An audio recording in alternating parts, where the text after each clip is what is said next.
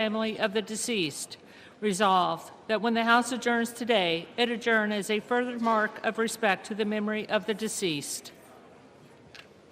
Without objection, the resolution is agreed to and the motion to reconsider is laid on the table.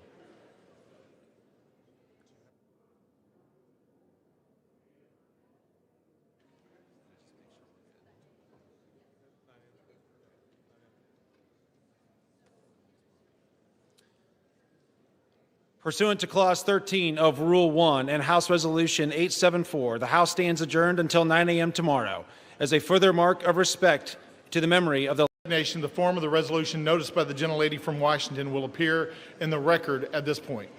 The chair will not at this point determine whether the resolution constitutes a question of privilege.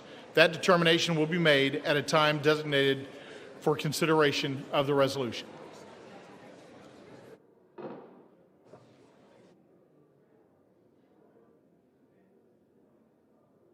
The House will be in order.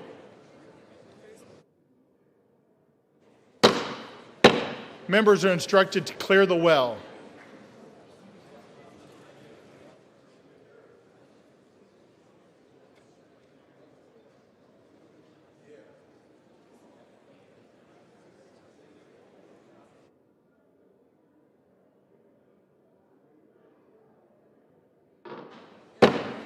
The House will be in order and members will clear the well. For what purpose does the gentleman from Illinois seek recognition? Mr. Speaker, pursuant to House Resolution, I'm sorry? Who did?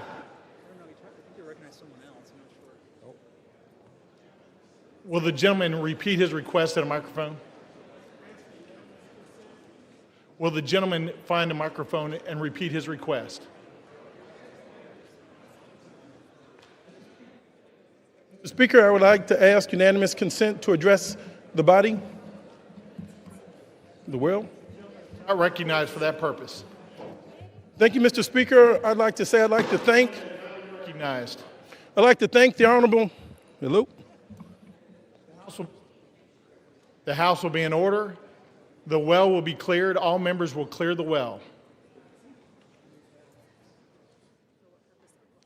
For what purpose does the gentleman from Oklahoma seek recognition?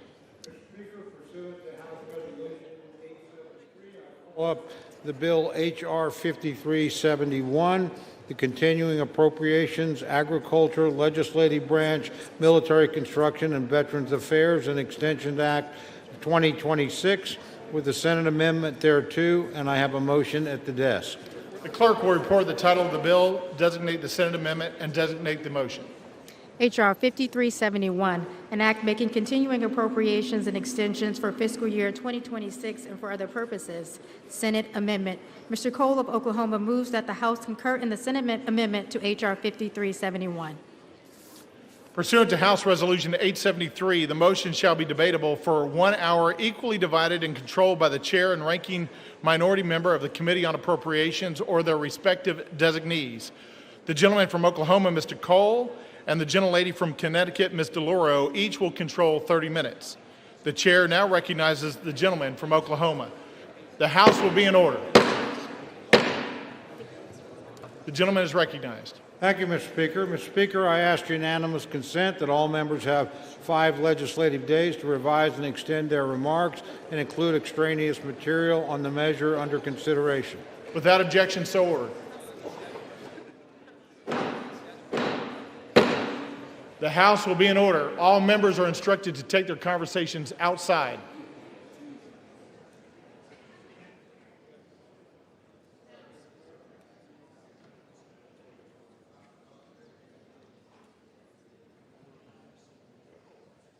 The gentleman from Oklahoma is recognized. Thank you, Mr. Speaker. Mr. Speaker, I yield myself such time as I may consume. The gentleman is recognized. Thank you. I rise today in support of the Continuing Appropriations, Agriculture, Legislative Branch, Military Construction and Veterans Affairs, and Extension Act of 2026. History reminds us, Mr. Speaker, that shutdowns never change the outcome. The only cost is paid by the American people. Over the last 43 days, the facts did not shift, the votes required did not shift, the path forward did not change. The only thing that did move was the level of pain Democrats inflicted on the nation. For 6 long weeks, Americans have paid the price for a shutdown they neither caused nor deserved. The pain has been all too real for far too many Americans, including families struggling without paychecks, seniors on the brink of hunger and food assistance lapse, airports in chaos, the communities bracing as programs that they rely on were stalled or stopped altogether. And with yesterday being Veterans Day, we especially reflect on the impact of this shutdown on those who served our nation, past and present. Our military families were left wondering if they would be paid. Thanks to President Trump, they were. Yet this is not how the greatest nation in the world should function. Today, that changes. The legislation before us reopens the government, restores critical services, and puts an end to the needless hardship Democrats have inflicted on the country. This bill supports our troops. It pays federal workers. It fully funds SNAP benefits until September 30th of next year. It compensates our air traffic controllers right before a busy holiday season. In fact, it takes a holistic approach in ensuring federal services and programs are operational. In the simplest terms, we're putting the government back to work for our people. The bill is fundamentally the same responsible approach House Republicans offered on September 19th, but with an important addition: 3 full-year appropriations bills for FY26. These bipartisan, bicameral full-year appropriations bills cover the Military, Construction, and Veterans Affairs, Legislative Branch, and Agriculture, Rural Development, and Food and Drug Administration divisions. Once passed, we will have full-year funding in place for many of our most crucial programs. Military construction needs will be met for a full year, as will medical programs for our nation's veterans. The legislative branch will be properly resourced, including critical funding enhancements for the Capitol Police and for member security. And agriculture, food, and nutrition programs like WIC and SNAP will be fully funded to help vulnerable people in need. Importantly, this legislation delivers member-driven community project funding in both the military construction and agricultural division, which will direct resources back into the hands of the communities we represent. This was a top priority for the Appropriations Committee, and we achieved it while holding overall spending levels in check. It's responsible appropriations progress like this that causes me to reflect on an important message to our friends in the Democratic leadership. My sincere apologies to Minority Leaders Jeffries and Schumer, but after today, you will no longer get to hold the government hostage, and you will not get to force a rushed, pork-filled Christmas omnibus at the end of the year. Republicans have actively restored a responsible line-by-line process. Over the next few months, we will continue this work and efforts through regular order. This Article 1 advancement is an accomplishment that every member of this chamber can be proud of, regardless of party. Yet some still need to decide what they stand for today. So to my colleagues on the other side of the aisle, do you want the leverage or do you want to legislate? Do you treat Americans as collateral damage or as constituents? And do you answer to your caucus or your country? For Republicans, the answer has been clear for the last 43 days. We have and we will continue to put Americans first. Democrats can join us. They have an opportunity to make the responsible choice to reopen our government and pass 3 official full-year appropriations bills. 8 Senate Democrats saw reason and did exactly that. I hope House Democrats do the same. True courage is taking responsible action for the nation, even when politics makes it inconvenient. Let's reopen the government and get back to work. With that, Mr. Speaker, I reserve the balance of my time. The gentleman from Oklahoma reserves. The gentlelady from Connecticut is recognized. Thank you, Mr. Speaker. The House is not in order. Thank you. House will be in order. Thank you very much, Mr. Speaker. I yield myself 7 minutes. The gentlelady is recognized. I rise in opposition to this bill that does nothing, not one thing, to address the Republican health care crisis amid a cost of living crisis. More than 20 million Americans will have to pay double, even triple their monthly insurance premiums in just a matter of weeks. And this bill leaves families without even a glimmer of hope that their costs might go down. Energy prices are up, grocery prices are up, housing costs are up. When 2/3 of American workers are living paycheck to paycheck, you can understand why the most important issue on their minds is affordability. What does President Trump say? And I quote, "Affordability is a con job," end quote. How out of touch can you be? Mr. President, start to listen to the American people, not your millionaire, billionaire friends. President Trump and my Republican colleagues refuse to address this issue. They continue to avoid it. They were so intent on avoiding it that they shut down the government instead of dealing with it. Speaker Johnson has indicated that he will not deal with it. He has shown no interest in holding a vote on extending the health care subsidies, which would prevent monthly costs from soaring. Republicans have tried to say they will deal with this problem their own way, but they have no plan. They are trying to repeal the Affordable Care Act, as they have been trying to do unsuccessfully for 15 years. However, they are poised to succeed, which is why it is so important for this continuing resolution to fail. President Trump and Republicans, their plan is to drive up prices for everybody, compounding the cost of living crisis. More than 2 million Americans are expected to lose their health insurance next year because it has simply become too expensive. There are more than 50 pages of health care provisions in this bill. Not one of them stops costs from skyrocketing at the beginning of next year. Not one of them offers relief to American families being squeezed tighter and tighter by the Republican crisis. There is one group of people, however, who will receive some relief thanks to this bill.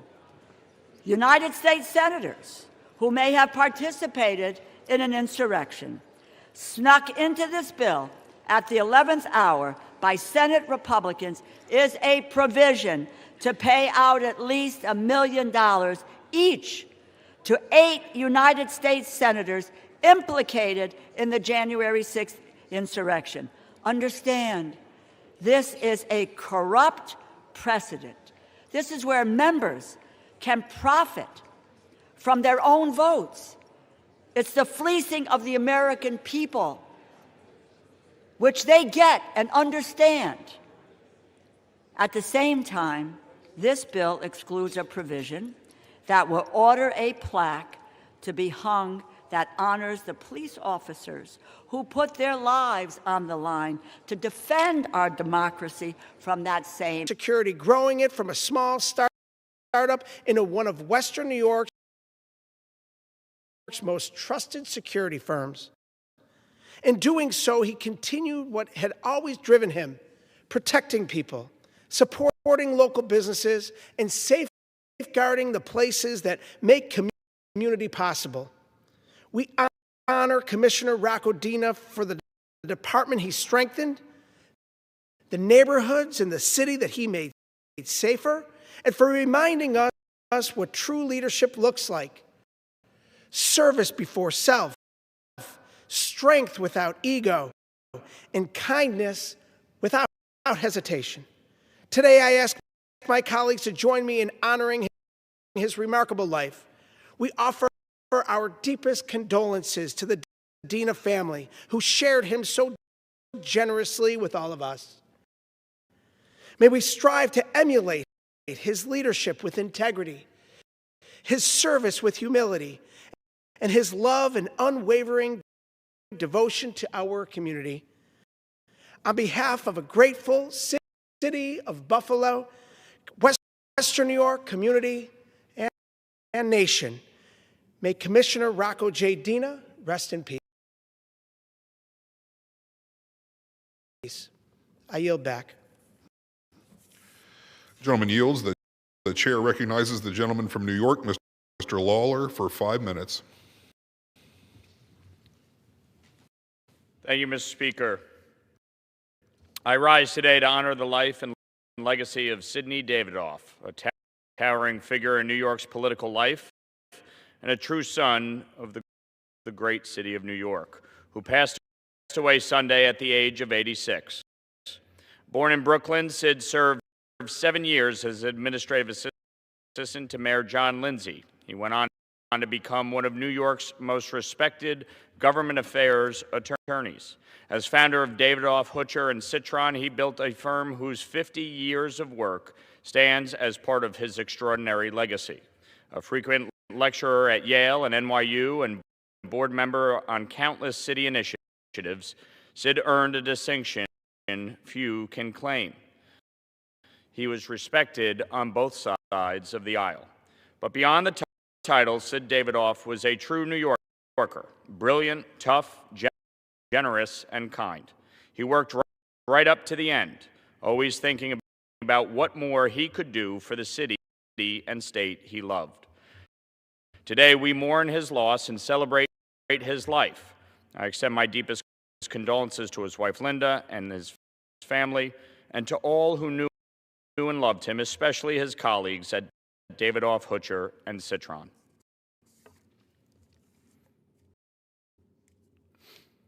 Mr. Speaker, I rise today to recognize and celebrate the outstanding career of George Gain, a dedicated educator, mentor, and longtime boys basketball coach at Tappan Zee High School in Orangetown, who recently announced his retirement after an extraordinary 22 years of leading the Dutchman. During his tenure, Coach Gain built one of the most respected basketball programs in the region, guiding his teams to an impressive colleague in government, and I congratulate him on his retirement and wish him and his family continued health and happiness in the years ahead. Mr. Speaker, I rise today to honor the life of Terry Martin Hecker, who passed away in her home on October 20th, just weeks before her 93rd birthday. A Brooklyn native, Terry grew up with the lively spirit of two large Irish families. Her father's work brought the family to the Bear Mountain Inn, where Terry's earliest encounters included visiting athletes and politicians like Jackie Robinson. A graduate of Pratt Institute, Terry married and eventually settled in Nyack, New York, where she raised 5 children. Terry authored 2 best-selling novels, which brought her national recognition and led her to a long career in local politics. Terry served on various boards, including the Nyack Chamber of Commerce, and as village trustee before making history as the first female mayor of the village of Nyack, one of her proudest achievements being advocating for the creation of the Nyack Community Center. May God bless the memory of Terry Hecker and continue to comfort her family and friends during this time of loss. Our community will miss you. Mr. Speaker, I rise today to recognize John Farley of Pearl River, who passed away this summer at the age of 84. John grew up in Rockland County. He served our nation proudly in the United States Navy and built a career as a member of Steamfitters Local 638 in New York City. But to those who knew him best, he was simply Pop. He had a quick wit, a love of sports, a gift for coaching. More than that, he had a way of seeing the best in people and encouraging them to see it in themselves. That's the mark he left on his family, his friends, and his community. John's legacy lives on in his children and grandchildren, and in the many lives he touched in Pearl River and beyond. May his memory be a blessing, and may we honor him by carrying forward the kindness and generosity he showed every day. Mr. Speaker, I yield back. Gentleman yields. Chair recognizes the gentleman from New York, Mr. Latimer, for 5 minutes.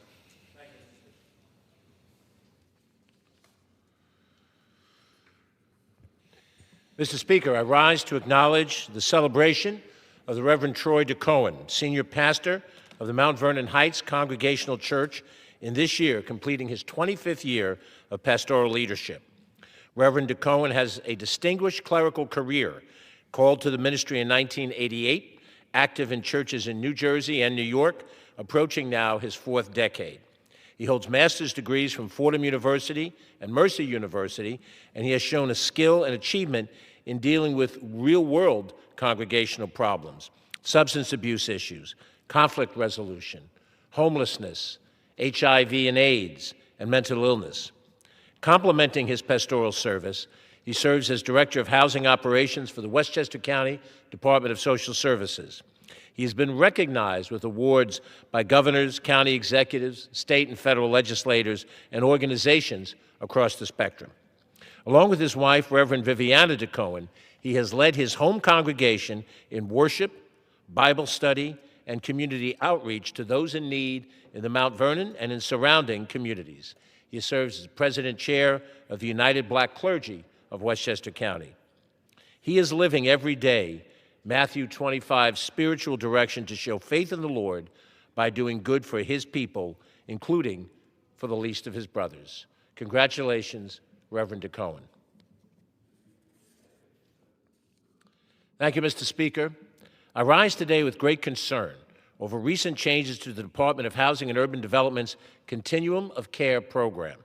This program is one of the largest sources of resources, 900 units of housing in my district that is involved with funding to combat homelessness, especially for seniors, domestic violence victims, and people with disabilities.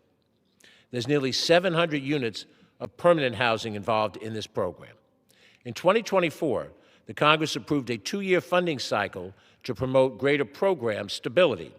However, last week, HUD announced a new funding competition with substantial changes that could delay funding awards for months. The announcement also slashes how much funding may be used for permanent housing. Such drastic changes could result in a significant reduction in services, forcing local partners to cease operations and re-expose hundreds of my constituents to homelessness. As this majority continues to pursue drastic cuts to affordable food and health care, it is critical that we protect access to housing. I urge the administration to immediately reconsider this decision and prevent a new wave of homelessness across the counties of Westchester, the Bronx, and elsewhere. Thank you, Mr. Speaker, and I yield back. The gentleman yields. The chair recognizes the gentleman from Washington, Mr. Baumgartner, for 5 minutes.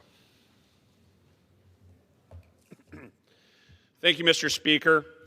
We are nearing 1 week since the end of the needless 43-day-long Democrat government shutdown. That shutdown was a monumental waste of time that hurt a lot of people across the country. I am grateful that the families in Eastern Washington can now breathe easier, knowing their paychecks, benefits, and livelihoods are no longer being used as political bargaining chips. The House passed 3 appropriation bills providing full-year funding for agriculture, the FDA, military construction, and the legislative branch. I'm especially proud that 3 priorities I fought for were included in the agriculture appropriations bill. $1 million for Washington State University's ARS building project, $2 million for New Health Chewella's expansion and regional workforce center, and $1 million for Tri-State Health's family medicine residency program. These are meaningful wins for Eastern Washington families and our rural economy. Our budget also delivered more than $13 million for Fairchild Air Force Base, strengthening mission support and fueling operations to keep our nation secure. Had the vote gone differently, and the Democrats succeeded in pandering to their radical base, we might still be in a government shutdown, and these critical victories for Eastern Washington and the nation might never have happened. I am glad we're getting back to what matters, delivering results for the people we serve. Mr. Speaker, few moments as a member of Congress are more meaningful than helping a hero receive long overdue recognition. Recently, my office had the privilege of assisting Vietnam veteran John Gilman in securing the Silver Star Medal he earned more than 50 years ago, an honor long delayed but deeply deserved. On Veterans Day, I had the privilege of meeting Mr. Gilman at the Heroes Awards night in Spokane. The event, hosted by Heroes Homestead, was a remarkable celebration of service, honoring not only those who wore the uniform, but those who continue to serve our communities today. Surrounded by his family, friends, and fellow veterans, Mr. Gilman finally received the medal that reflected his courage and selflessness in Vietnam. Mr. Gilman of Airway Heights served valiantly in the American Division during the 1969 Tet Offensive. Amid intense combat near Phuoc Hoa, South Vietnam, his company was ordered to relieve a friendly unit under fire. Though wounded in action, Mr. Gilman refused to fall back. He steadfastly manned his M60 machine gun and continued providing suppressive fire, even while receiving medical treatment. Thanks to his courage under fire, his unit closed with and ultimately destroyed the insurgent force. For these extraordinary acts, the Army approved Mr. Gilman for his Silver Star. Yet, despite that honor, he was never officially presented the award. Earlier this year, Mr. Gilman contacted my office. Through the persistent efforts of my staff, working hand in hand with Army Personnel Command, we confirmed that his Silver Star had been authorized decades ago, but never delivered. Last Tuesday night, more than 50 years after his acts of valor, Brigadier General Paul Sellers, Commanding General of the Washington Army National Guard, had the honor of presenting the Silver Star to Mr. Gilman. The Silver Star is the Army's third highest award for gallantry in combat, given only to those who display extraordinary heroism under fire. Mr. Gilman's story is a powerful reminder of the courage that defines our veterans and our nation's sacred duty to ensure their service is never forgotten. Congratulations, John Gilman, and thank you for your bravery, your sacrifice, and your continued example to us all. As we approach America's 250th birthday, let us honor veterans like John Gilman, not only with medals, but through our daily commitment to live up to the freedom they fought to defend. Thank you, Mr. Speaker. The gentleman yields back. The chair recognizes the gentlewoman from the great state of Ohio, Ms. Sykes, for 5 minutes. Thank you, Mr. Speaker. As families in Ohio's 13th congressional district get ready for the holiday season, I want to talk about something that is weighing on many of them. The cost of everyday life keeps going up, and people feel it every time they shop for groceries, pay their utility bills, fill up their gas tanks, or try to plan for the weeks ahead. Across Ohio's 13th district, people are telling me the same thing. Their paychecks are not stretching the way that they used to, and they are working harder and getting less in return. According to the Bureau of Labor Statistics, food costs have increased nearly 3% over the past year, and the cost of meat, poultry, fish, and coffee grew more than 5%. The Department of Agriculture expects grocery prices to rise again this year. The cost increases amount to grocery bills that are hundreds of dollars higher for less food. And this is compounded by the SNAP cuts in the One Big Ugly Bill and cuts to food banks all across this country. But it's not just food and groceries. Families are feeling the squeeze in multiple ways.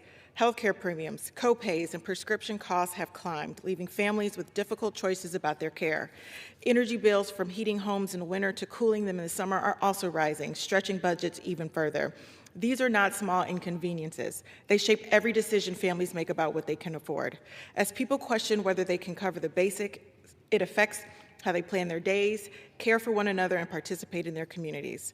Something as simple as sitting down together for a meal or planning a gathering can become harder to manage. These costs don't rise in a vacuum. The decisions made here in Washington shape the choices people face at home. When policies put pressure on working families instead of supporting them, the impact shows up in higher bills and tighter budgets. A strong economy is one that gives families the confidence to meet their needs and build toward the future. It starts with people who feel secure enough to gather, share a meal, and look ahead with some peace of mind. That's why I continue to fight for policies that put people first. I am working to lower healthcare costs. I am working to bring down everyday expenses, including energy, utilities, and food costs, and I'm committed to supporting the creation of good-paying jobs so families in Ohio's 13th district and all across the country can worry a little less and hope a lot more. As we enter this holiday season, we should remember what keeps our community strong: fairness, opportunity, and support for one another. So let us, as members of Congress, make choices that help families meet their needs and stay connected. Thank you, Mr. Speaker.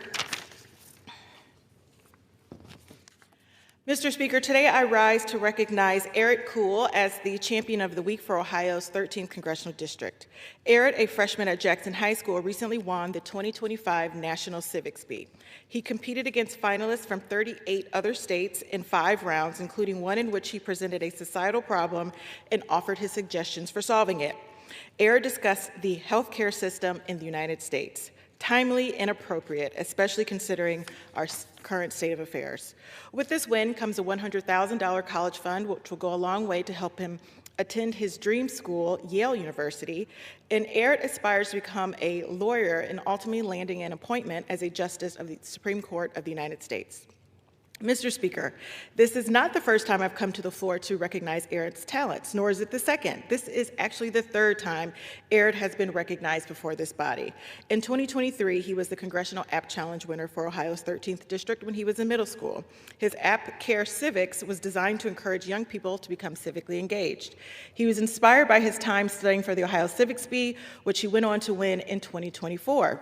Now just a high school freshman, he has come out on top at the national level, and I could not be more proud. I also had the honor of first meeting Aaron at Jackson Memorial Middle School when he served as the Speaker of the Little Congress. Aaron is a shining example of why Ohio's 13th Congressional District is known as the birthplace of champions. I look forward to all that he accomplishes in the future, and thank you, Aaron, for your dedication to civics in the United States of America. Thank you, Mr. Speaker. I yield back. The gentlewoman yields. The chair recognizes the gentleman from Virginia, Mr. Klein, for 5 minutes. Thank you, Mr. Speaker. Mr. Speaker, I rise today to recognize Opera Roanoke on the momentous occasion of its 50th anniversary. Founded in 1976 at the Southwest Virginia Opera Society by a group of dedicated volunteers, the company staged its first production of the Consul in 1978, and in 1991 became the fully professional organization we now know as Opera Roanoke. For 5 decades, it's been a cornerstone of cultural life in Roanoke and across Virginia's Blue Ridge, presenting compelling performances and fostering a broader appreciation for opera in Western Virginia. Over the years, the company has benefited from remarkable artistic leadership and the guidance of legendary mentors, such as Eleanor Stieber and Irene Dallas. A special thank you to the Board of Trustees who have contributed to the success of the opera: John Johnson, President; Krista Van Oy, immediate past president; Frank Giannini, treasurer; Jim Dublinsky, secretary; Isabel Ditzel, and Eric Monday.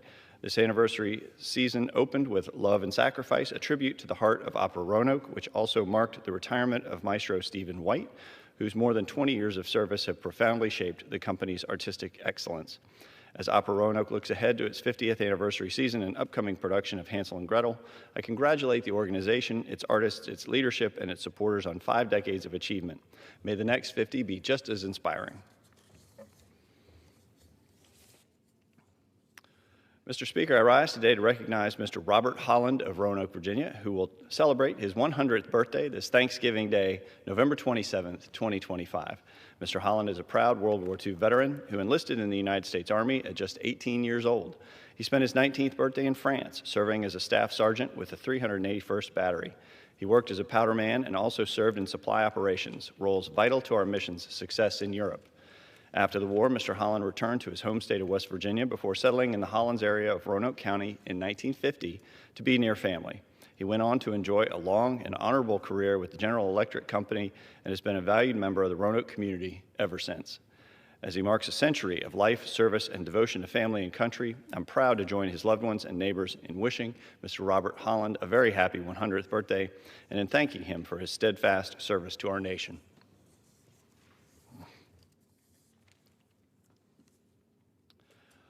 Mr. Speaker, for the first time in Warren County's history, a middle school FFA chapter has earned the highest honor possible from the National FFA Organization.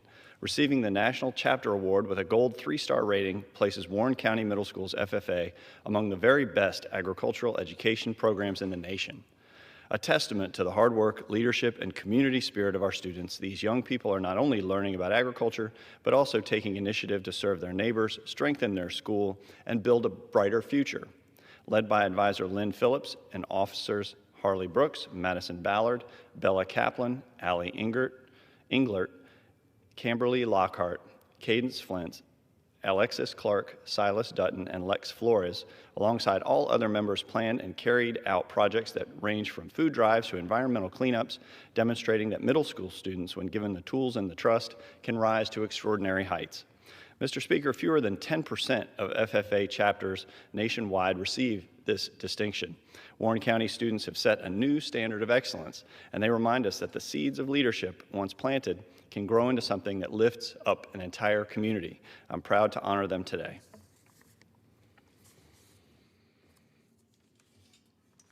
Mr. Speaker, socialism has left a long trail of suffering across the globe. Wherever it has taken root, it has brought economic collapse, political oppression, and the deterioration of freedom. Despite this record, we're seeing a troubling rise in socialist rhetoric here at home, especially among younger Americans and in major cities like New York City, where these ideas are becoming increasingly mainstream.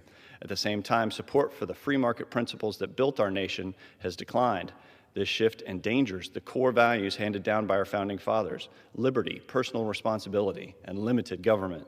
We cannot ignore these warning signs. We cannot allow the failures of socialist systems abroad or here in the United States to be rewritten, dismissed, or forgotten. That's why House Republicans are set to vote on a resolution that firmly rejects socialism in all its forms and reaffirms our commitment to the American ideals of freedom and self-governance. The American people deserve to know where their elected officials stand. House Republicans will choose freedom, and we will stand for the principles that are the foundation of this great nation. Mr. Speaker, I yield back. The gentleman yields. The chair recognizes the gentlewoman from California, Ms. Rivas, for 5 minutes. Thank you, Mr. Speaker. We are at a unique moment in our history. A technology straight out of science fiction is now becoming an increasingly ubiquitous aspect of daily life. Artificial intelligence is here, and it's reshaping nearly every aspect of modern life: how we work, how we learn, and how we communicate. AI-generated content is becoming more prevalent in healthcare, housing, education, entertainment, and even public service. If we do not have a standardized plan to become proficient in AI literacy today, we will not be ready to handle the challenges that AI can pose in the future. This is why I'm introducing the AI for All Act. The AI for All Act develops a national strategy for the federal government to improve AI literacy in education. By understanding how AI has evolved and is expected to evolve, we can be better prepared to embrace the opportunities AI presents and address the challenges that can and will arise in the future. As lawmakers, we have a duty to ensure emerging technologies like AI are used responsibly, safely, and effectively, so it does not harm public safety or infringe on our rights. The AI for All Act allows us to fulfill those duties and ensure that the United States will continue to be a global leader in AI. With strong AI literacy and education guidelines, we can lead with clarity, govern with integrity, and ensure the innovative breakthroughs AI brings can continue serving the public good. Mr. Speaker, 3 months ago, I shared the story of Benjamin Guerrero Cruz, a senior at Reseda High School who was detained by ICE while walking his dog. Benjamin is an older brother, a loving son, and a valued member of the community. He is a child. For the past 3 months, Benjamin has been in ICE detention at the Adelanto Detention Facility. ICE has been forcing his family to live a nightmare. Benjamin was transferred between 2 states and 3 detention facilities in 24 hours without his family knowing. If that was happening to Benjamin, imagine who else it's happening to. That is why I introduced the INFORM Act. My bill holds ICE accountable for the nightmare they are forcing families like Benjamin's to live through. Many immigrant families in my district do not know the whereabouts of their loved ones after they are detained by ICE. I have been urging ICE leadership to answer for their chaotic, inconsistent, and cruel decision-making processes that have torn apart families across the country. My bill respects the dignity of immigrant families and promotes government transparency. I will continue showing up to detention facilities and working with my colleagues to hold ICE accountable, promote government transparency, and respect the dignity of immigrant families. Thank you, and I yield back. The gentlewoman yields. The chair recognizes the gentleman from Kansas, Mr. Mann, for 5 minutes. Mr. Speaker, I rise today to honor Sergeant Scott William Hyman, a loyal husband, a devoted father, a beloved son, and an invaluable member of the Hays, Kansas community. Scott paid the ultimate price, sacrificing his life for the community that he loved and served. On Sunday, September 28, 2025, Scott's watch ended far too soon when he was shot and killed while responding to a domestic violence call. On behalf of Kansas and the Big First District, I would like to say thank you, Scott, for your service. Scott served with the Hayes Police Department for 9 years. Throughout his time, he served on the Special Situation Response Team, High-Tech Crime Unit, Internet Crimes Against Children Task Force, and the Honor Guard. Scott took pride in wearing the Hayes Police Department uniform. He was never above serving the community he lived in, whether his task was reading books to students at the library or responding to the most dangerous threats that posed a risk to his neighbors. There was no task too big or too small in his eyes. Audra and I mourn with the Hayes community, and I continue to pray for them as they come to terms with this tragedy. We especially pray for Scott's wife, Beth, his beautiful children, Victoria and Patrick, and all his loved ones whom he left behind.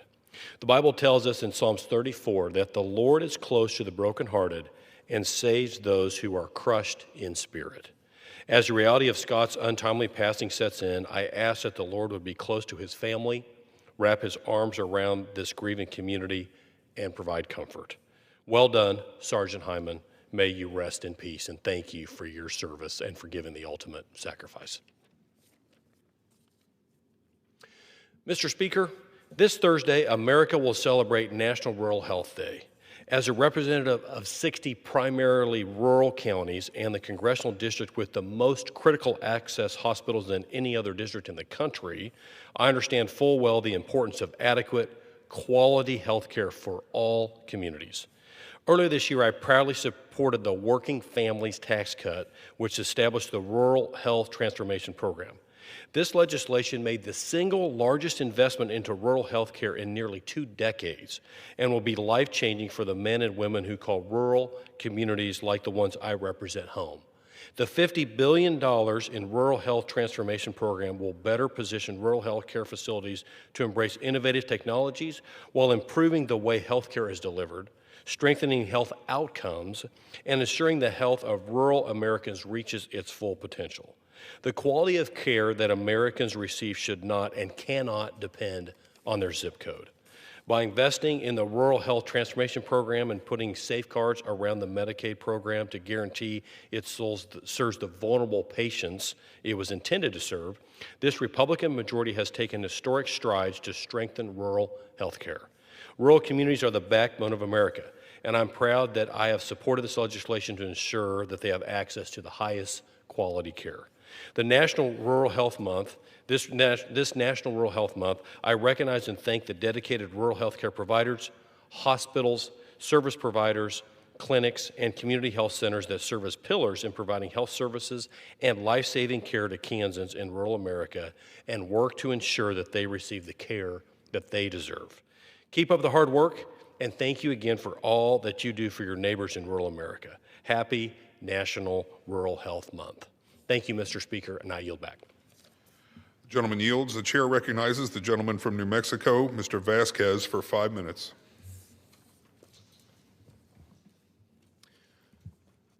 Mr. Speaker, I rise today in defense of the frontier spirit that is core to the American identity. I rise today to urge my colleagues to vote no on Senate Joint Resolution 80 and House Joint Resolution 131. 2 proposals that would forever alter the coastal plain of the Arctic Refuge and the special areas of the Western Arctic in the great state of Alaska. Let me tell you a little bit about this special place, a place in which I've had the privilege to spend time. The Arctic Refuge, the homeland of the Gwich'in and Inupiat people, offers unmatched, truly wild fishing and hunting opportunities for all Americans.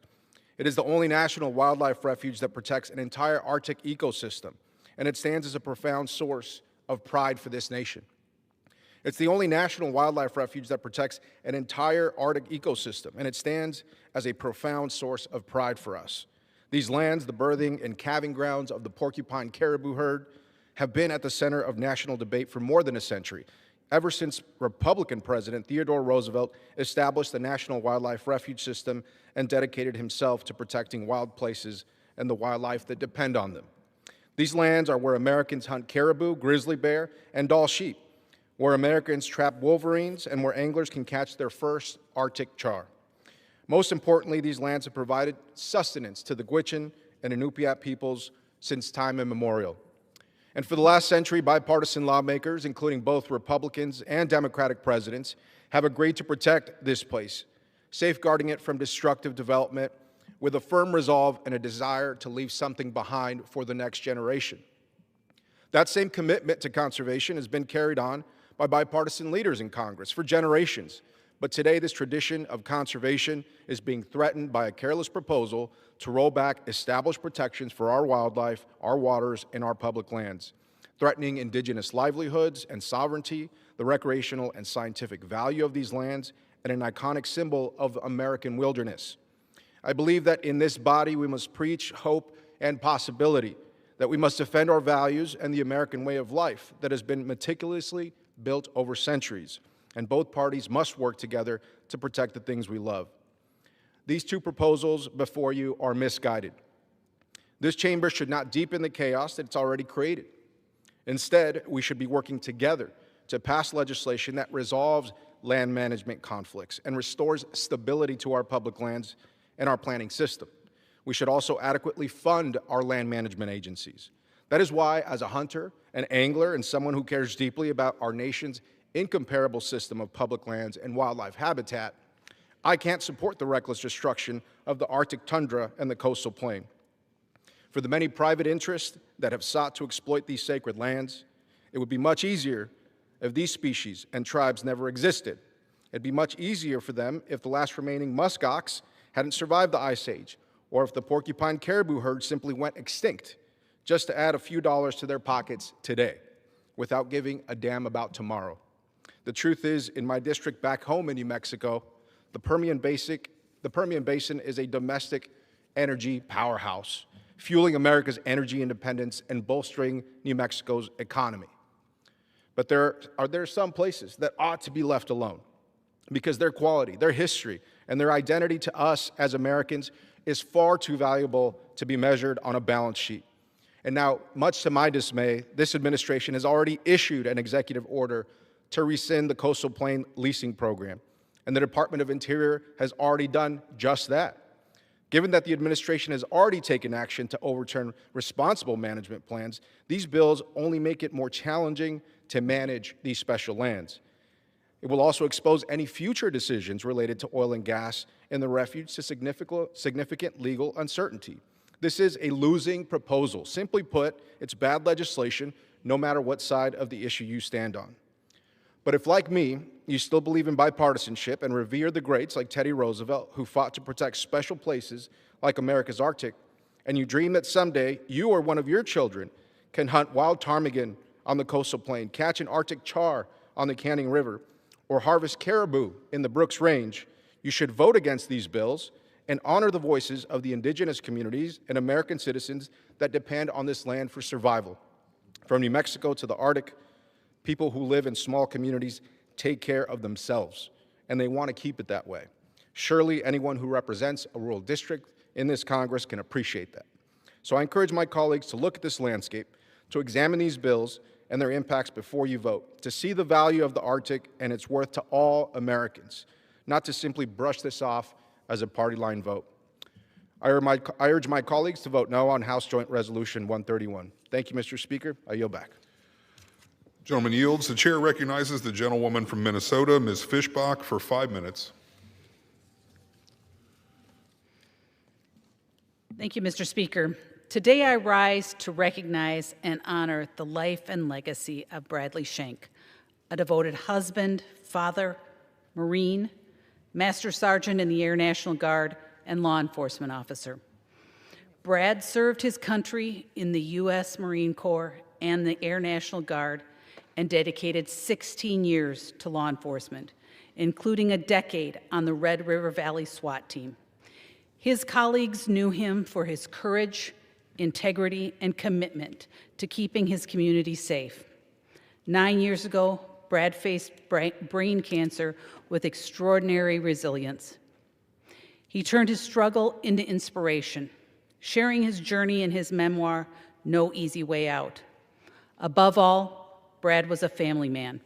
He leaves behind his wife, Sarah, their 3 children, Colby, Bentley, and Mackenzie, his parents and siblings, and his entire military and law enforcement families. They carry on the legacy of strength and hope. Brad's life was defined by service, resilience, and joy. We honor his memory today and extend our deepest condolences to his family, friends, and community.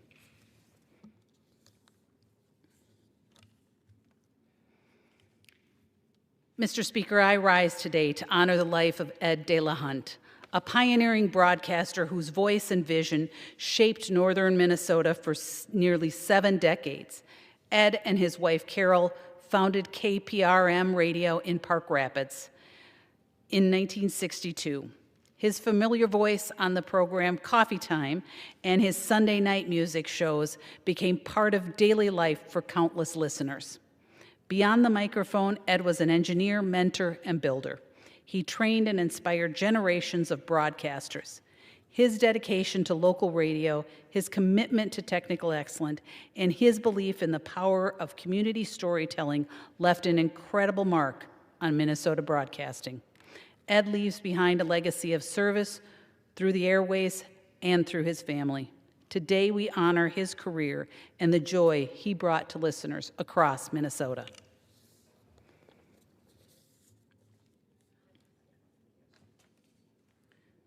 Mr. Speaker, I rise to congratulate the Holly girls volleyball team on being the 2025 AA state champions. The Nuggets came back from a 2-set deficit to win 3-2. This year's win sealed the back-to-back championships for this team. On behalf of the 7th District of Minnesota, congratulations, and we are proud of you.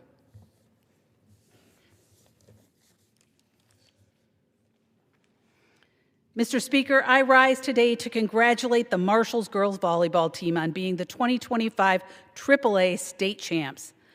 This is Marshall's 10th championship, the most in state history, the first program in Minnesota to win double-digit championships. Congratulations to the players and the coaches on this huge accomplishment. Mr. Speaker, I yield. The gentlewoman yields. The chair recognizes the gentlewoman from New Mexico, Ms. Stansberry, for 5 minutes. Mr. Speaker, I rise today to stand with truth and justice, to stand with every survivor of sexual assault, and to demand the release of the Epstein files now. And to say to the one man on planet Earth who has the power to do so, Mr. President, it is time to release the files. Today we vote on a resolution to release these files, but we have already subpoenaed them, and the president has refused to comply, engaged in a months-long cover-up right before our very eyes, threatening and pressuring members of Congress and even calling his own allies traitors and this legislation a hostile act.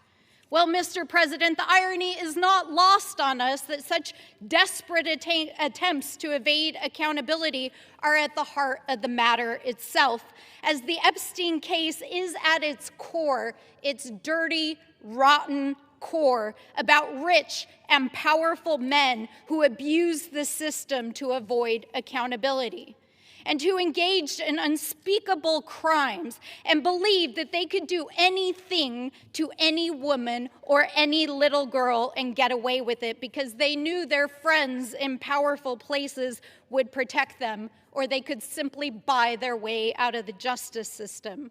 Well, we are here today to stand up with the survivors and say, time is up. We demand accountability. Now, it is also not lost on me that I am standing in this chamber, in this seat of power from which wars have been launched and the fates of millions have hung, a chamber where in the nearly 250 years of this great nation, only 3% of the people who have ever stood here on this floor have been women. And that is why we must stand up, why we must demand accountability, why we are not saying pretty please, because we are engaged in a criminal investigation of criminal behavior in a justice system that has failed women and girls who were raped and who were abused, and the powerful people who never were held to account. And so we are not, Mr. President, as you have asked us, just going to move on. We will continue to pursue justice to the end. So let me tell you about this investigation, about the evidence that has come in just in the last week. Documents produced by the Epstein estate, including over 1,600 mentions of you, Mr. President.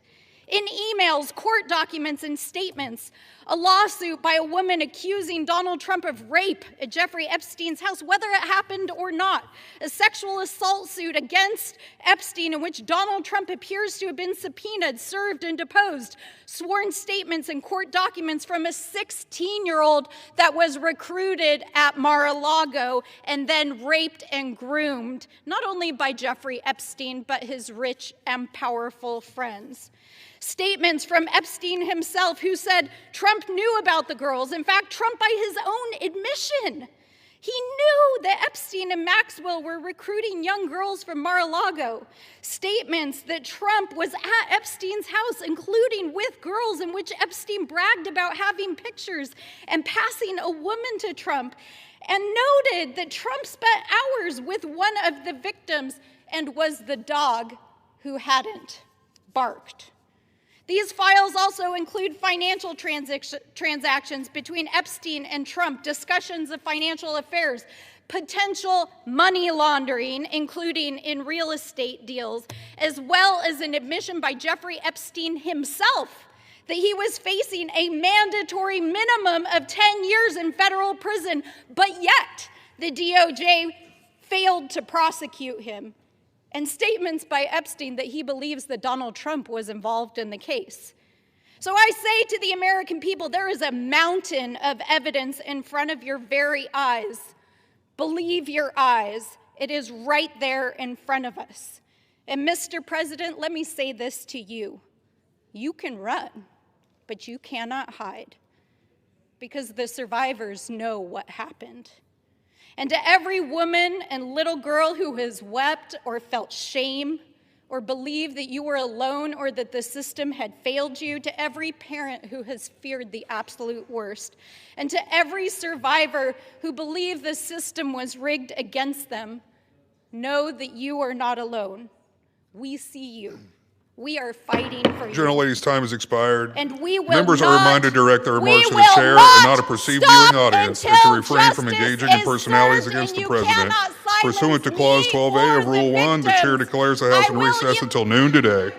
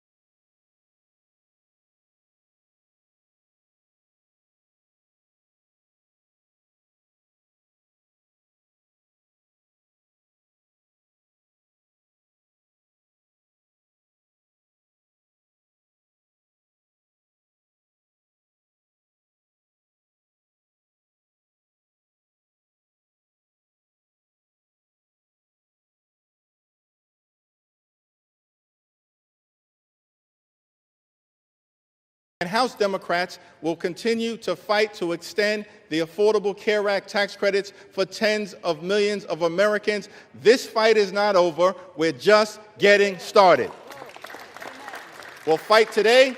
We'll fight tomorrow. We'll fight this week. We'll fight next week. We'll fight this month. We'll fight next month. We'll fight until we win this battle for the American people. That's our commitment as House Democrats. And there's only two ways that this fight will end. Only two ways, Mr. Speaker, that this fight will end. Either Republicans finally decide to extend the Affordable Care Act tax credits this year, or the American people will throw Republicans out of their jobs next year and end the speakership of Trump once and for all. That's how this fight ends. Mr. Speaker, during this painful Trump-Republican shutdown,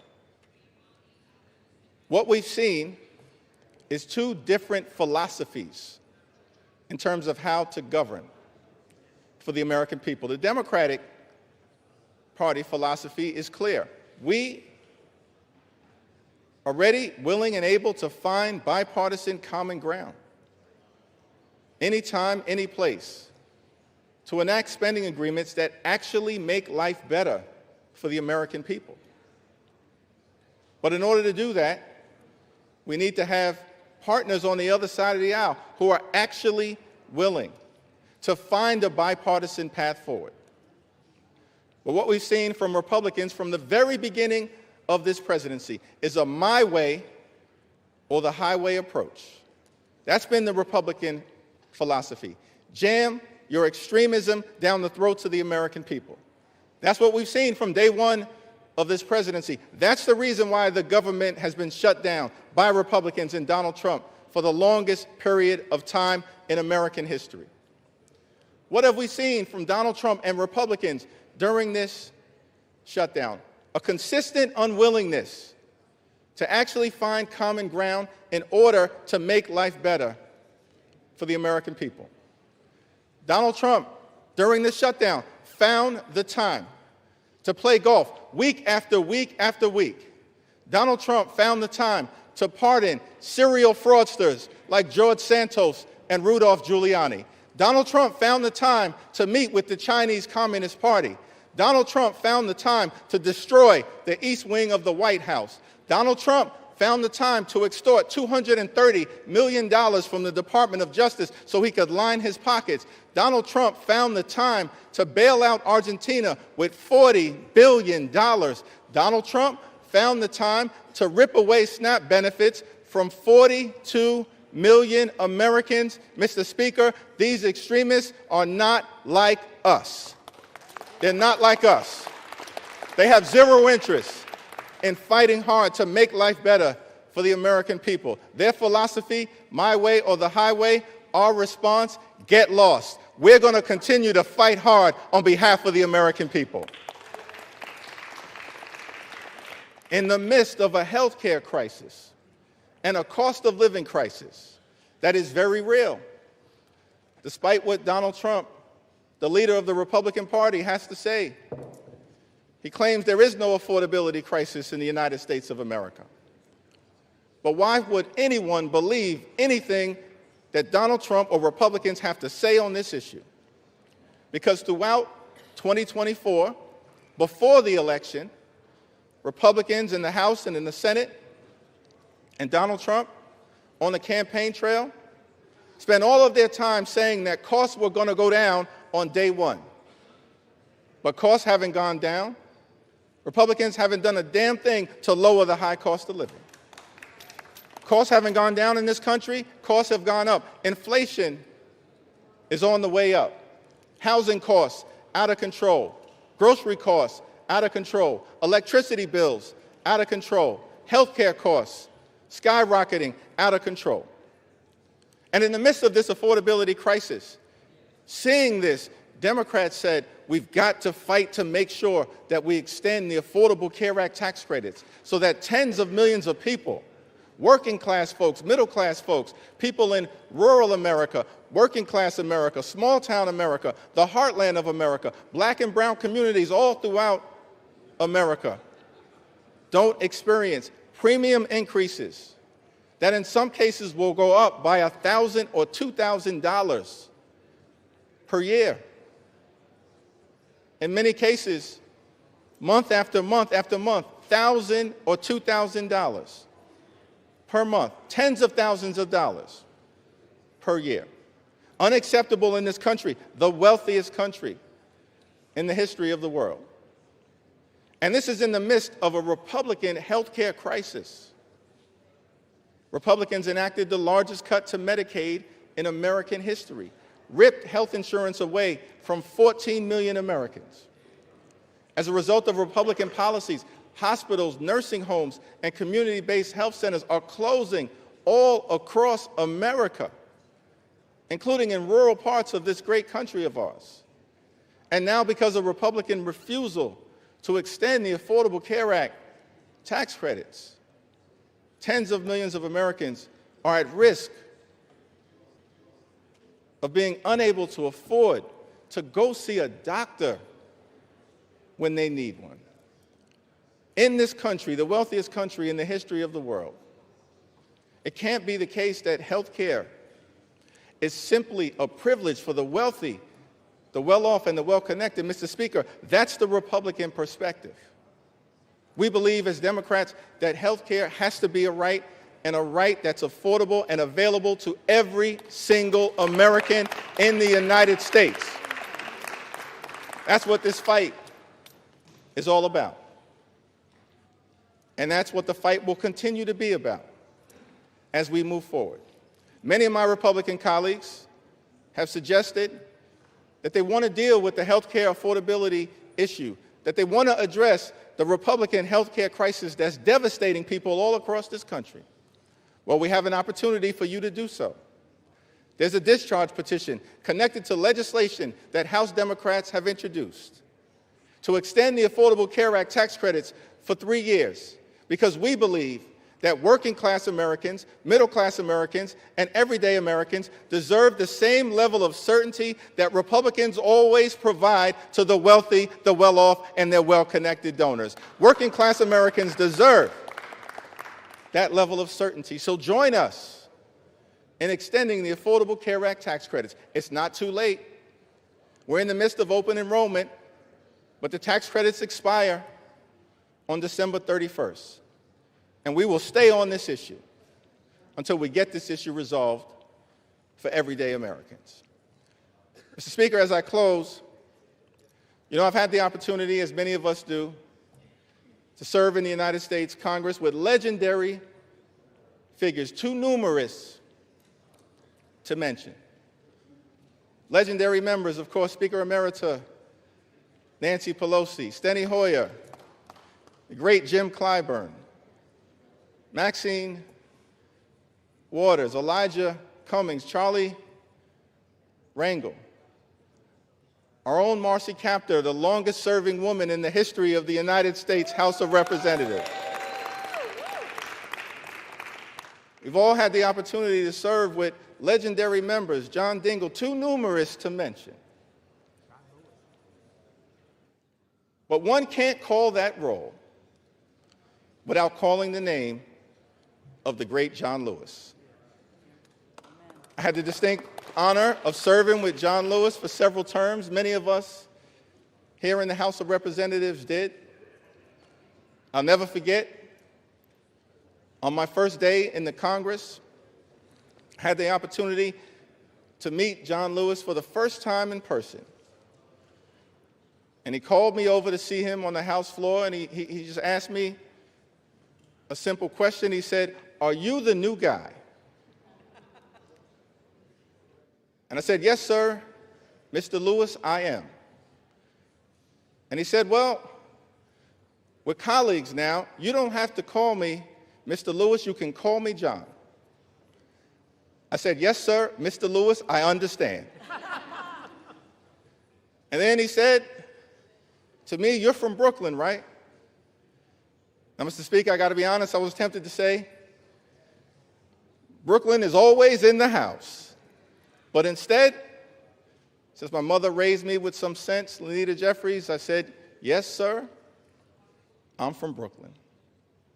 And then he said something to me that I've never forgotten. He said, well, I hear some positive things about you from your predecessor, but Washington, D.C., young man, can be a rough place. So I don't want you to get into any trouble unless it's good trouble. And I just wanted to stop by on the House floor to make sure it was clear to the American people that the spirit of John Lewis lives amongst House Democrats, and we will continue to get into good trouble to make their life better. That's our commitment to every single American all across this country, from this day and for every day moving forward. And it was John Lewis who said to us that ours is not the struggle of one day, 1 week, or 1 year. Ours is the struggle of a lifetime, and maybe even many lifetimes. And each one of us in every generation must do our part. Mr. Lewis, we love you. We were blessed by our opportunity to serve with you, and House Democrats are here to do our part. We're in this fight until we win this fight for the American people. I yield back.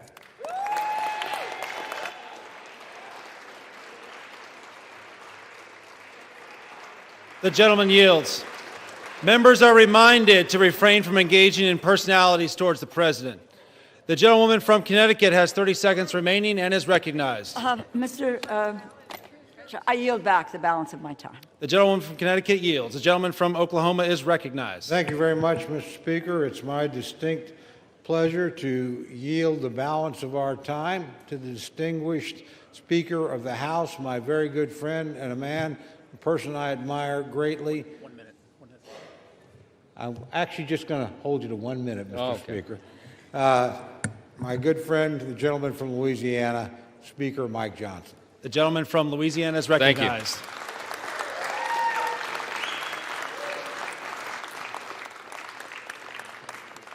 I want to thank my friend Chairman Cole's done an extraordinary job in this process. And Mr. Speaker, we all know why we're here.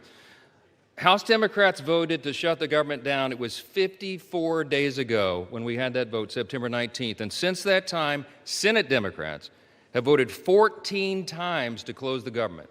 Republicans voted a collective 15 times to open the government for the people, and the Democrats voted that many times to close it. And then they admitted, many of them, and we could name them here, but I'm not going to take the time, they admitted that they were using the American people as leverage in this political game. They knew that it would cause pain, and they did it anyway.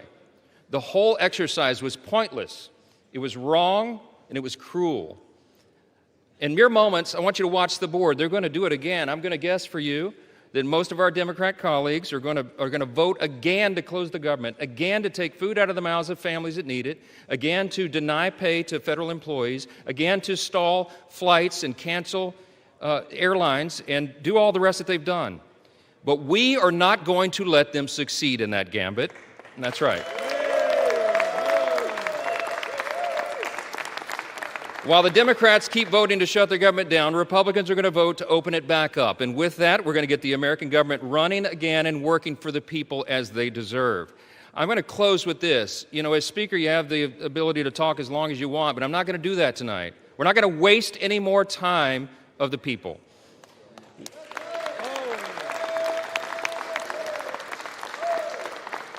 I'm just going to say this. I think that everybody needs to remember this one simple thing.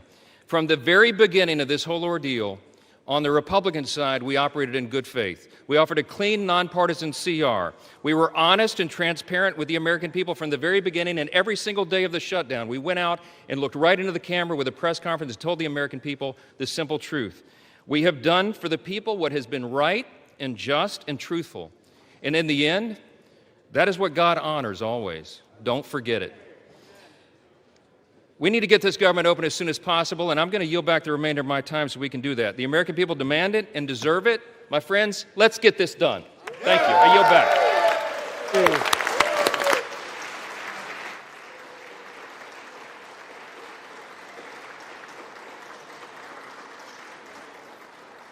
Proud of you. The gentleman yields. The gentleman from Oklahoma has 3 minutes remaining and is recognized. I yield back the balance of my time. The gentleman yields. All time for debate has expired. Pursuant to House Resolution 873, the previous question is ordered. The question is on the motion by the gentleman from Oklahoma, Mr. Cole. All those in favor say aye. All those opposed say no. In the opinion of the chairs, the ayes have it. For what purpose does the gentleman from Connecticut stand? Mr. Speaker, I request the yeas and nays. The yeas and nays are requested. Those favoring a vote by the yeas and nays will rise. A sufficient number having risen, the yeas and nays are ordered. Members will record their votes by electronic device. This is a 15-minute vote.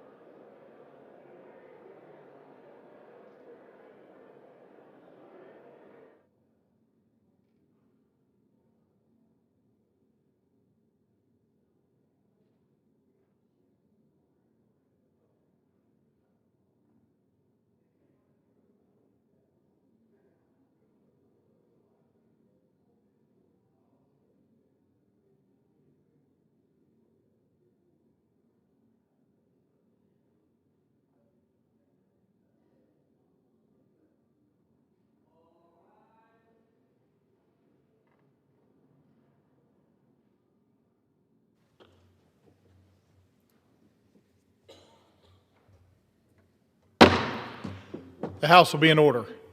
The prayer will be offered by Chaplain Kibben. Would you pray with me? Almighty Lord, you who shakes the heavens and causes the earth to tremble, you who causes the sea to roar and the dry land to shudder, shake us from our falseness and rekindle our desire to love and to serve you in faithfulness and truth. You own all that we value. You own the silver and the gold, the cravings of our hearts and the successes we achieve, all those things that we're inclined to place before our allegiance to you and deem more important than our obligation to steward this abundant wealth for the benefit of your creation. Fill this place with your Spirit. With the might of your word, speak to us of your power and purpose, that there will be no doubt in our minds that you alone are our desire. Everything we want, that we need, and that we have been given by your hand, that we would turn our hearts and minds to you and dedicate our efforts to ensure that all the people we serve, your people, would have the assurance of your provision, even when the world around them trembles, and the upheaval of these times threatens their well-being. Lord of the whole earth, sea and sky, to you may we give our whole selves, that what we do on this day would reveal your power and provision for the children of your creation, the very people you have entrusted to our care. In your mighty name we pray. Amen. The chair has examined the journal of the last day's proceeding and announces to the House the approval thereof. Pursuant to Clause 1 of Rule 1, the journal stands approved. The Pledge of Allegiance will be led by the gentlewoman from Michigan, Ms. Tlaib. I pledge allegiance to the flag of the United States of America and to the republic for which it stands, one nation, under God, indivisible, with liberty and justice for all.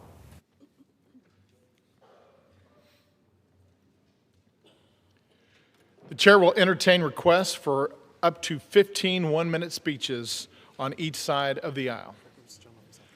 For what purpose does the gentleman from South Carolina seek recognition?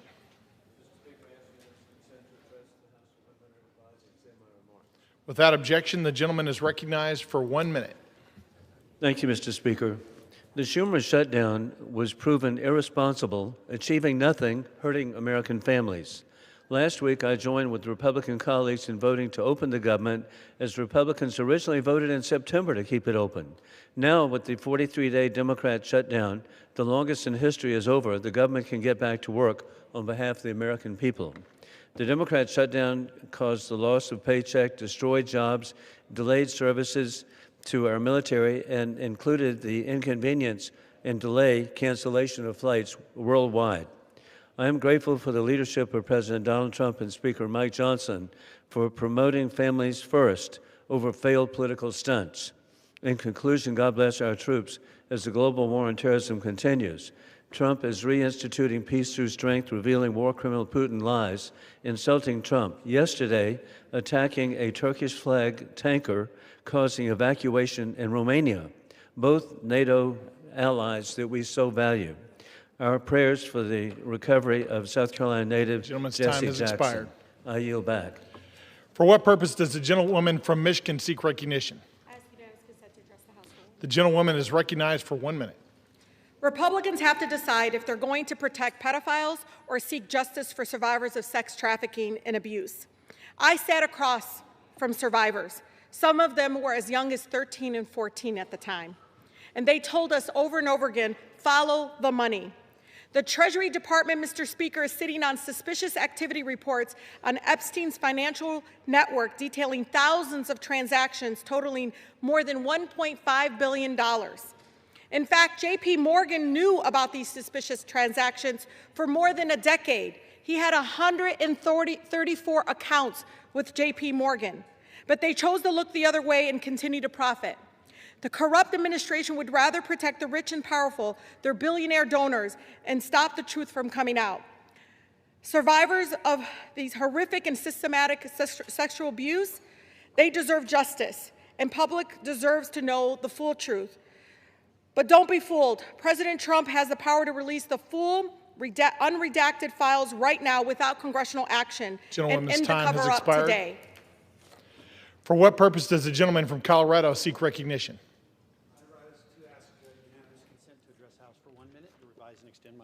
Without objection, the gentleman is recognized for 1 minute.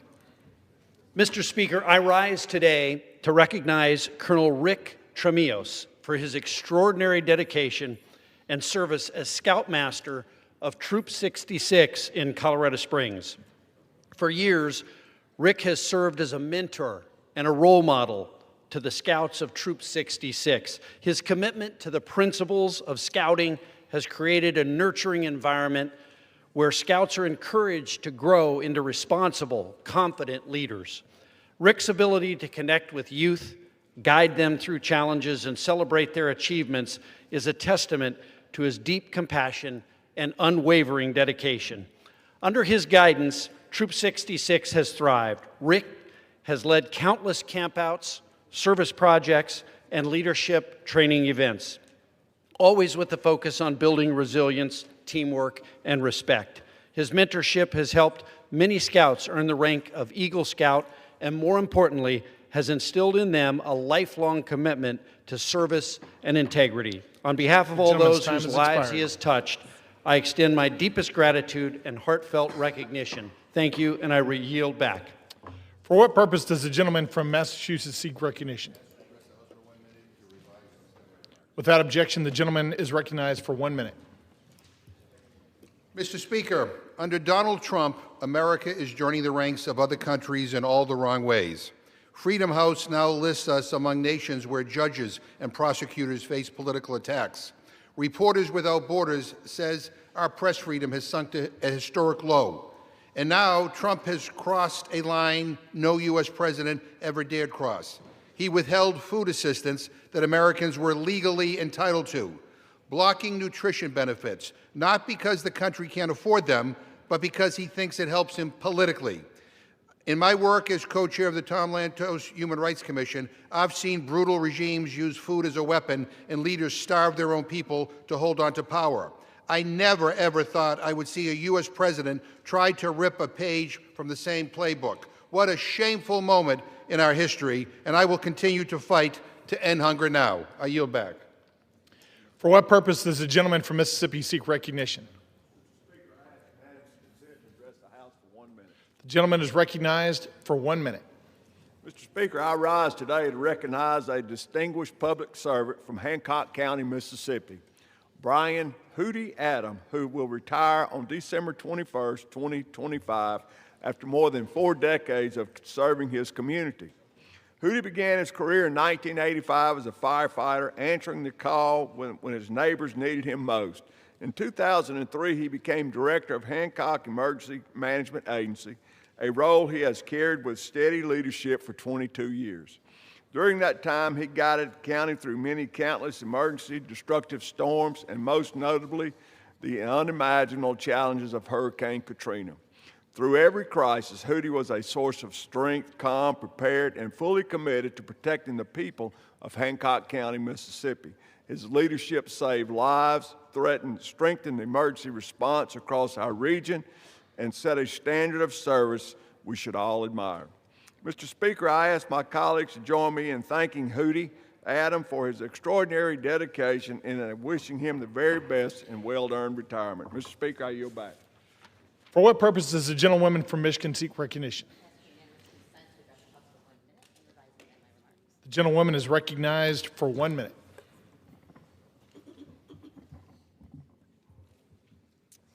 Mr. Speaker, I rise to celebrate Midland High School Principal Tila Sherman for being named the Michigan 2026 High School Principal of the Year. Principal Sherman's compassionate and hands-on leadership sets an example for schools across the country. She is an extraordinarily gifted leader who inspires those around her to stand up for every child in all of our communities. It is her passion for education and her fervent belief in every child's potential that guides the work she does every day. She encourages collaboration and teamwork among educators, making Midland High School a safe space that uplifts everyone under its roof. Principal Sherman pushes her students to dream big, asking them every single week, "Chemics, you determine your legacy. What will it be? There are years ahead in her leadership journey in education. I have no doubt that she will leave a legacy of educational excellence, deep caring, and a spark of hope for every student she encounters. Go Chemics. Thank you, and I yield back. For what purpose does the gentleman from North Carolina seek recognition? Without objection, the gentleman is recognized for 1 minute.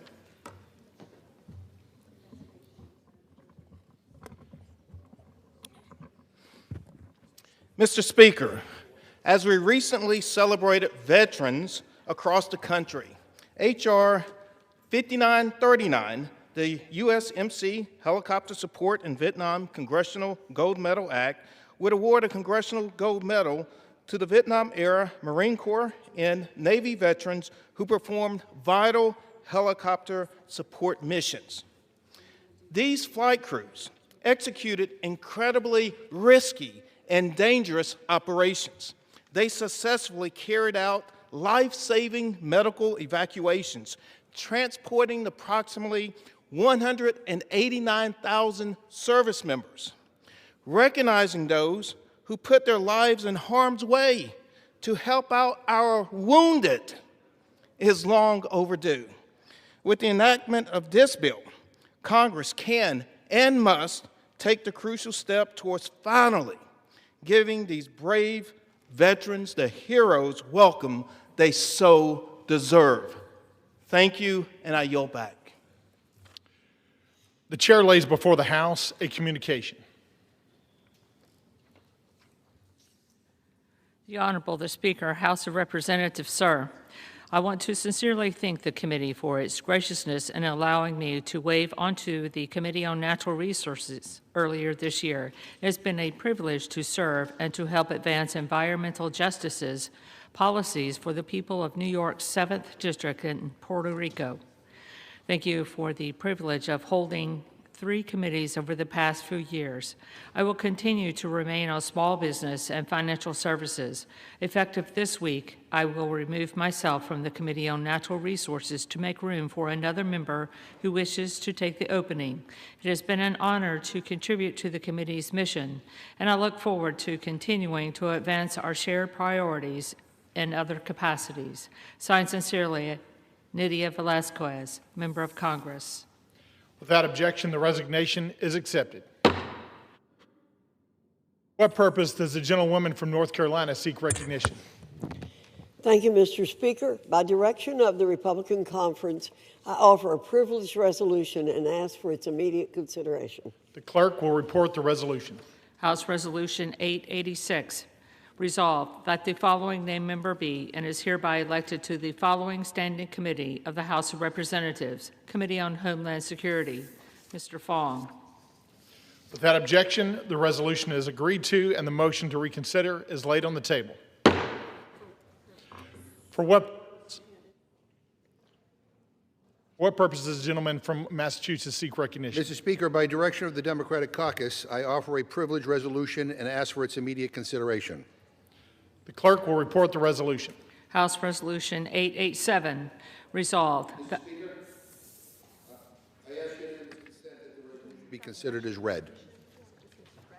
Without objection, the resolution is considered read. And without objection, the resolution is agreed to and the motion to reconsider is laid on the table. For what purpose does the gentlewoman from North Carolina seek recognition? Thank you, Mr. Speaker. Mr. Speaker, by direction of the Committee on Rules, I call up House Resolution 879 and ask for its immediate consideration. The clerk will report the resolution. House Calendar Number 47, House Resolution 879. Resolved that upon adoption of this resolution, it shall be in order to consider in the House any joint resolution specified in Section 2 of this resolution. All points of order against consideration of each such joint resolution are waived. Each such joint resolution shall be considered as read. All points of order against provisions in each such joint resolution are waived. The previous question shall be considered as ordered on each such joint resolution and on any amendment thereto to final passage without intervening motion except one, 1 hour of debate equally divided and controlled by the chair and ranking minority member of the Committee on Natural Resources or their respective designees, and 2, 1 motion to recommit or commit as the case may be. Section 2, the joint resolutions referred to in the first section of this resolution are as follows. A, the joint resolution, Senate Joint Resolution 80, providing for congressional disapproval under Chapter 8 of Title 5 United States Code of the rules submitted by the Bureau of Land Management relating to National Petroleum Reserve in Alaska Integrated Activity Plan Record of Decision. B, the joint resolution, House Joint Resolution 130, providing for congressional disapproval under Chapter 8 of Title 5 United States Code of the rules submitted by the Bureau of Land Management relating to Buffalo Field Office Record of Decision and approved Resource Management Plan Amendment. C, the joint resolution, House Joint Resolution 131, providing for congressional disapproval under Chapter 8 of Title 5 United States Code of the rules submitted by the Bureau of Land Management relating to Coastal Plain Oil and Gas Leasing Program, Record of Decision. Section 3, upon adoption of this resolution, it shall be in order to consider in the House a concurrent resolution, House Concurrent Resolution 58, denouncing the horrors of socialism. All points of order against consideration of the concurrent resolution are waived. The concurrent resolution shall be considered as read. All points of order against provisions in the concurrent resolution are waived. The previous question shall be considered as ordered on the concurrent resolution and preamble to adoption without intervening motion except 1 hour of debate, equally divided and controlled by the chair and ranking minority member of the Committee on Financial Services or their respective designees. Section 4, upon adoption of this resolution, it shall be in order to consider in the House the bill, H.R. 1949, to repeal restrictions on the export and import of natural gas. All points of order against consideration of the bill are waived. The bill shall be considered as read. All points of order against provisions in the bill are waived. The previous question shall be considered as ordered on the bill and on any amendment thereto to final passage without intervening motion except 1 hour of debate equally divided and controlled by the chair and ranking minority member of the Committee on Energy and Commerce or their respective designees, and 2, 1 motion to recommit. Section 5, upon adoption of this resolution, it shall be in order to consider in the House the bill H.R. 3109 to require the Secretary of Energy to direct the National Petroleum Council to issue a report with respect to petrochemical refineries in the United States and for other purposes. All points of order against consideration of the bill are waived. The bill shall be considered as read. All points of order against provisions in the bill are waived. The previous question shall be considered as ordered on the bill and on any amendment thereto to final passage without intervening motion except 1 hour of debate equally divided and controlled by the chair and ranking minority member of the Committee on Energy and Commerce or their respective designees, and 2, 1 motion to recommit. Section 6, upon adoption of this resolution, it shall be in order to consider in the House the bill H.R. 5107 to repeal the Comprehensive Policing and Justice Reform Amendment Act of 2022 enacted by the District of Columbia Council. All points of order against consideration of the bill are waived. The amendment in the nature of a substitute recommended by the Committee on Oversight and Government Reform, now printed in the bill, shall be considered as adopted. The bill, as amended, shall be considered as read. All points of order against provisions in the bill as amended are waived. The previous question shall be considered as ordered on the bill as amended and on any further amendment thereto to final passage without intervening motion, except 1 hour of debate, equally divided and controlled by the chair and ranking minority member of the Committee on Oversight and Government Reform or their respective designees, and 2, 1 motion to recommit. Section 7. Upon adoption of this resolution, it shall be in order to consider in the House the bill H.R. 5214 to require mandatory pretrial and post-conviction detention for crimes of violence and dangerous crimes and require mandatory cash bail for certain offenses that pose a threat to the public safety or order in the District of Columbia and for other purposes. All points of order against consideration of the bill are waived. The amendment in the nature of a substitute recommended by the Committee on Oversight and Government Reform now printed in the bill shall be considered as adopted. The bill as amended shall be considered as read. All points of order against provisions in the bill as amended are waived. The previous question shall be considered as ordered on the bill as amended and on any further amendment thereto to final passage without intervening motion except one. 1 hour of debate equally divided and controlled by the chair and ranking minority member of the Committee on Oversight and Government Reform or their respective designees, and 2, 1 motion to recommit. Section 8, upon transmission to the Senate of a message that the House has passed H.R. 4405, House Resolution 581 shall be laid on the table. The gentlewoman from North Carolina is recognized for 1 hour. Thank you, Mr. Speaker. For the purpose of debate only, I yield the customary 30 minutes to the gentleman from Massachusetts, Mr. McGovern, pending which I yield myself such time as I may consume. During consideration of this resolution, all time yielded is for the purpose of debate only. Mr. Speaker, I ask unanimous consent that all members have 5 legislative days to revise and extend their remarks. Without objection. Thank you again, Mr. Speaker. I rise in support of the rule and the underlying legislation. Yesterday, the Rules Committee met and produced a rule, H.Res. 879, providing for the House's consideration of 8 separate measures. The rule provides closed rules for consideration of S.J. Res. 80, H.J. Res. 130, H.J. Res. 131, with 1 hour of debate equally divided and controlled by the chair and ranking minority member of the Committee on Natural Resources or their respective designees for each joint resolution. The rule provides each such joint resolution 1 motion to recommit.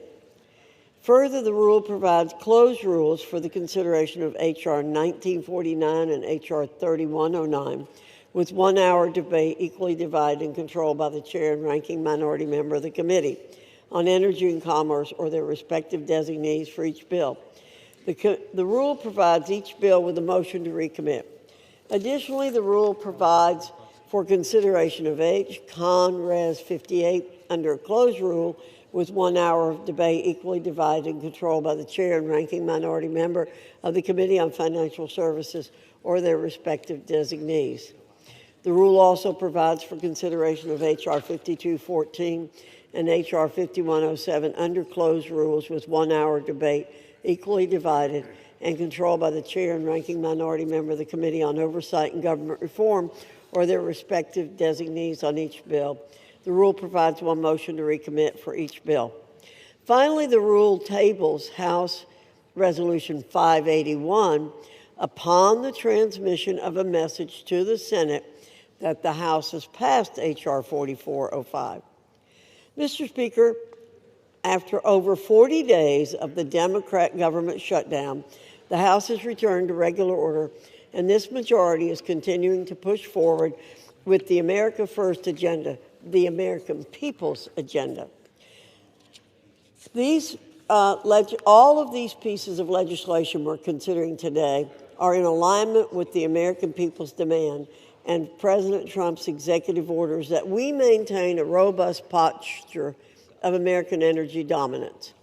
You know, Mr. Speaker, our Democrat colleagues have developed a strong proclivity to thumb their noses at the development of energy that comes from American soil. One must wonder why they choose to do that. They pay lip service to environmental protections and reducing greenhouse gas emissions, but it's just a fact that American oil and American natural gas are cleaner and more environmentally friendly than any of our global competitors. Why would they cede our dominance on the global stage in favor of hostile actors who lack even the most basic environmental protections? We are blessed as a nation to have vast repositories of natural resources that we can draw from and utilize accordingly. When we ignore the opportunities to harness these resources for our benefit, we deny ourselves the opportunity to grow more self-sufficient. H.R. 5214 and H.R. 5107, two measures reported from the Oversight Committee, focus on restoring law and order in our nation's capital city, a city that ought to be a model for the rest of the nation to follow.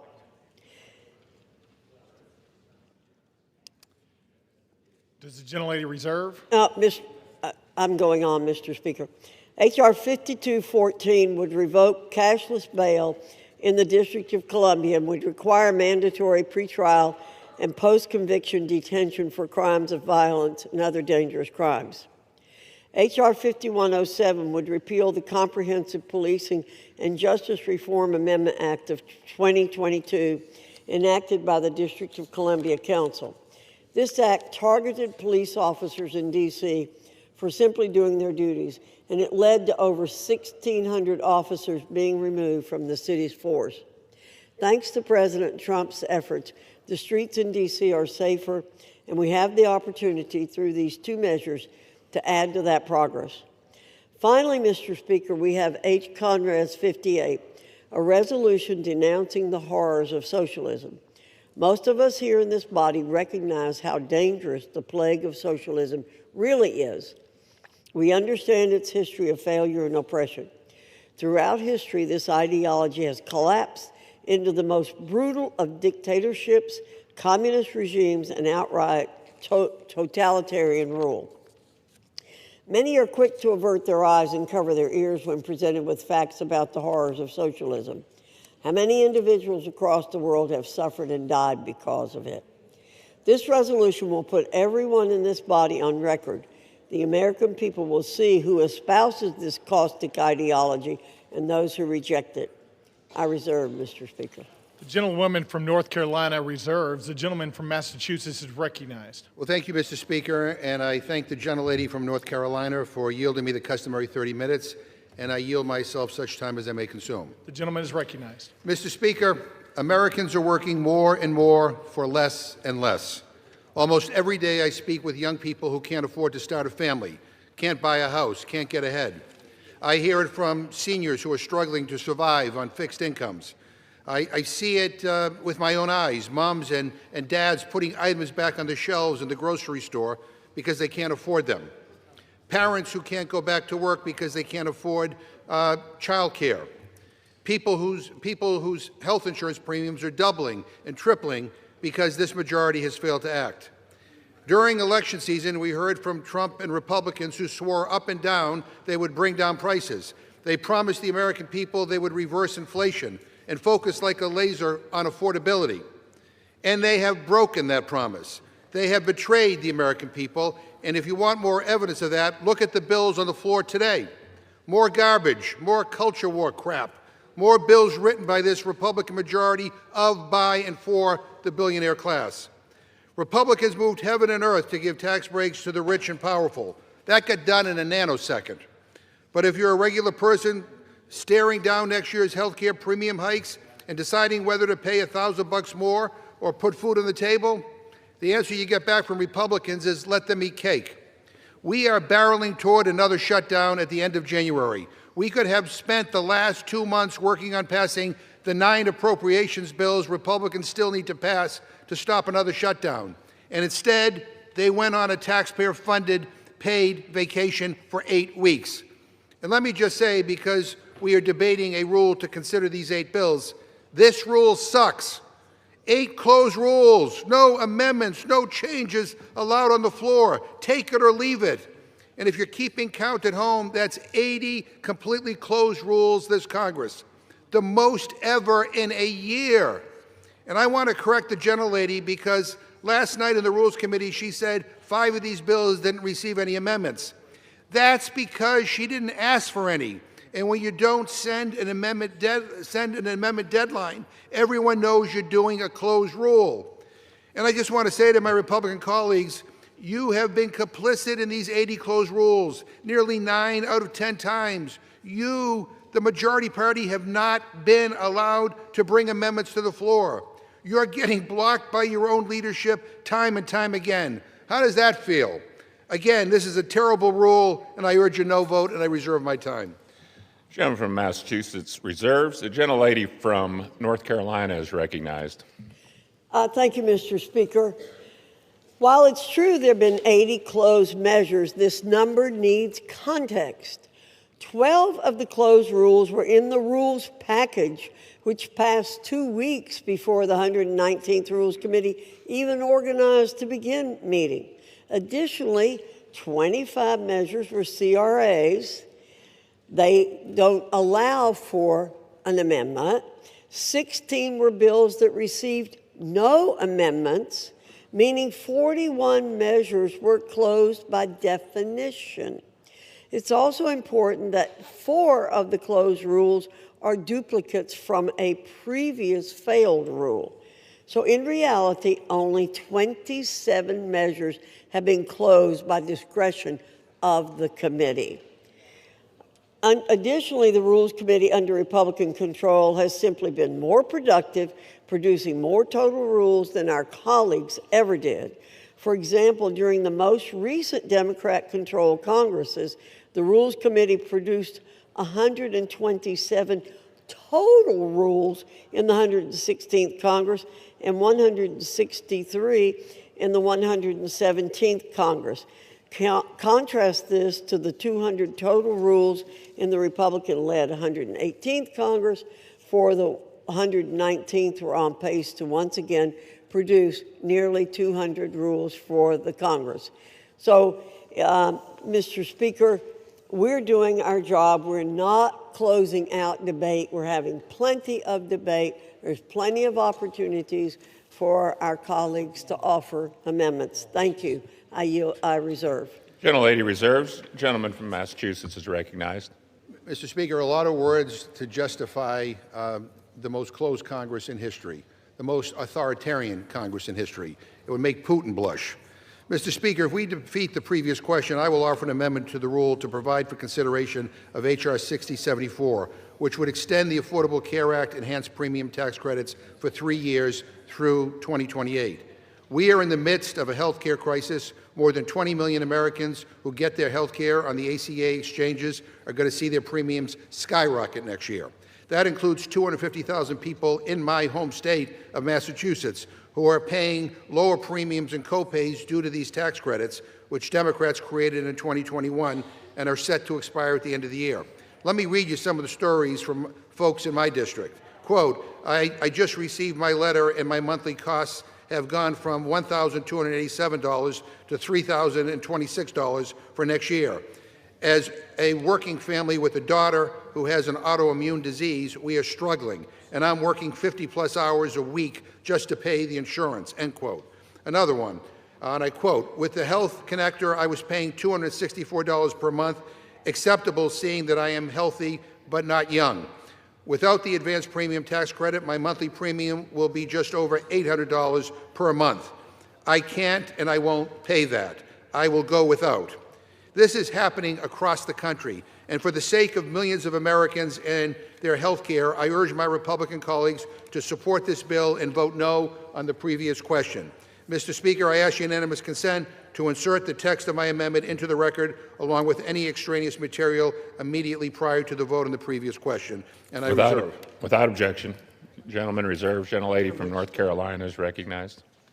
Thank you, Mr. Speaker. I yield 2 minutes to the distinguished gentleman from Utah, Mr. Owens. Gentleman is recognized for 2 minutes. Thank you, Chairwoman, for yielding. Mr. Speaker, after blatant obstruction and prolonged delay on the part of congressional Democrats for over 40 days, the House has returned to regular order. It's good to be back, and it's about time. Today, we're here to advance 8 separate measures that meet the demands of the American people and strengthen President Trump's successful America First agenda. My constituents voted for the dissolution of the Biden bureaucratic barrage and for the safety of their communities, from bolstering American energy dominance to upholding law and order, strengthening the criminal justice system in the nation's capital, to rejecting the failed ideology of socialism. House Republicans continue to deliver measurable and substantial progress. I urge my colleagues to support the rule and the 8 underlying pieces of legislation. Let's continue delivering wins for the American people. Thank you. I yield back.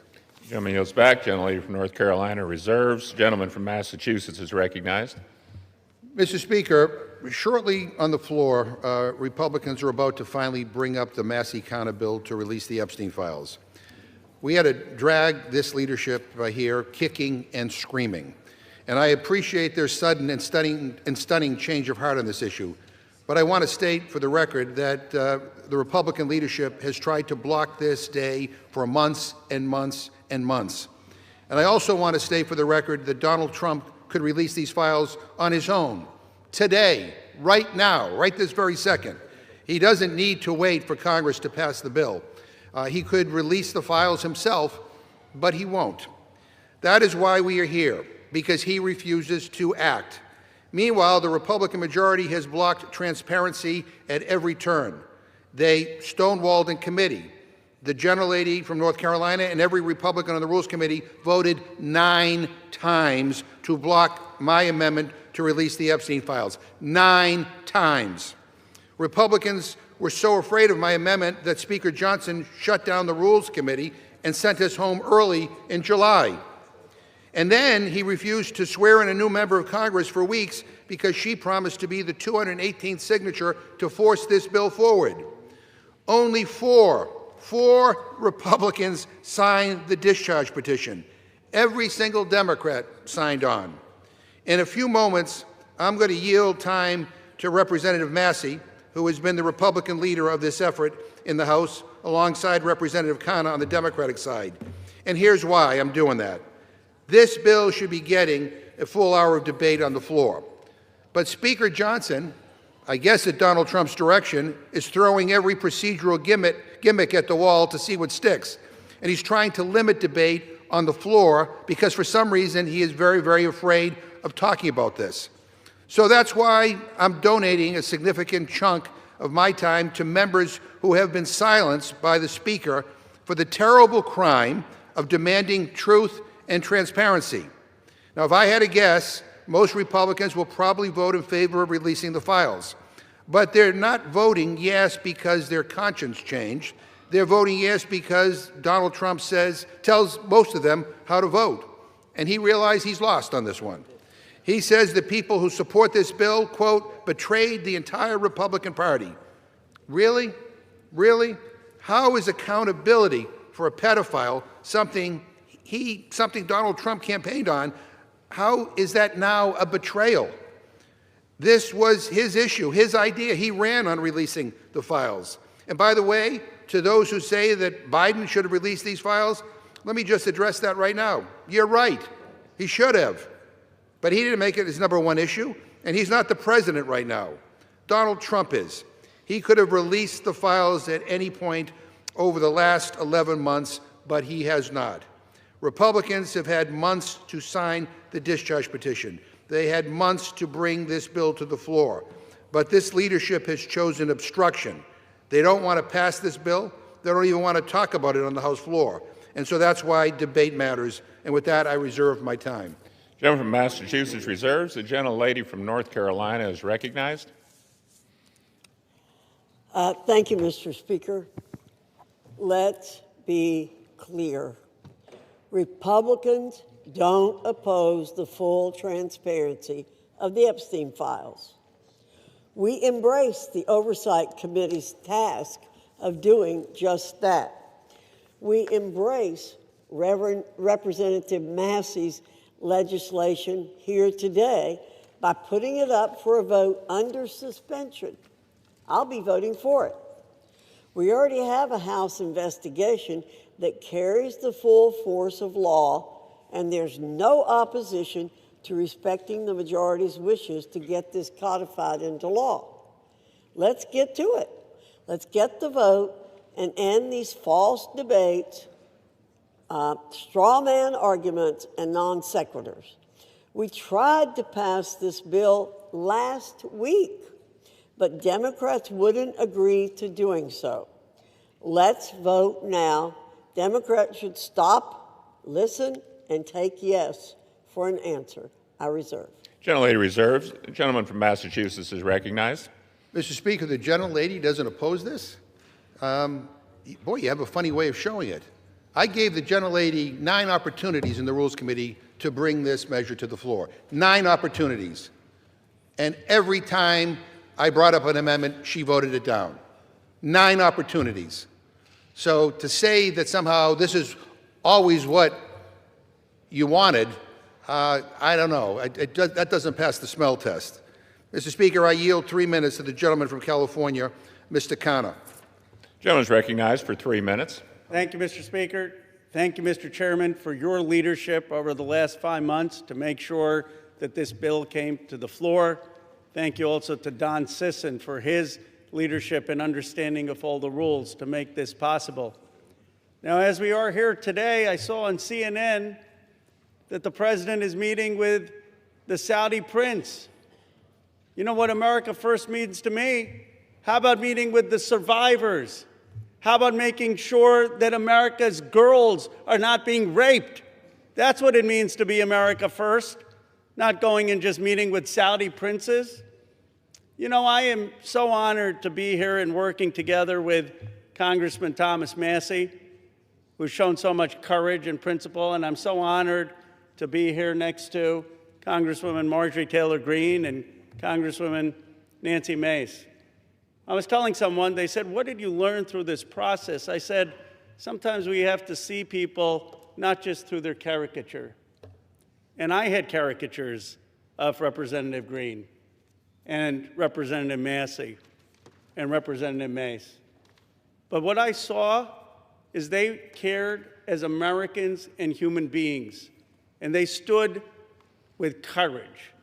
And they looked at this not from politics, they looked at this as what is right. And I'm proud today to be a member of Congress. I'm proud to work with them, and I'm proud of what we are showing this country is possible.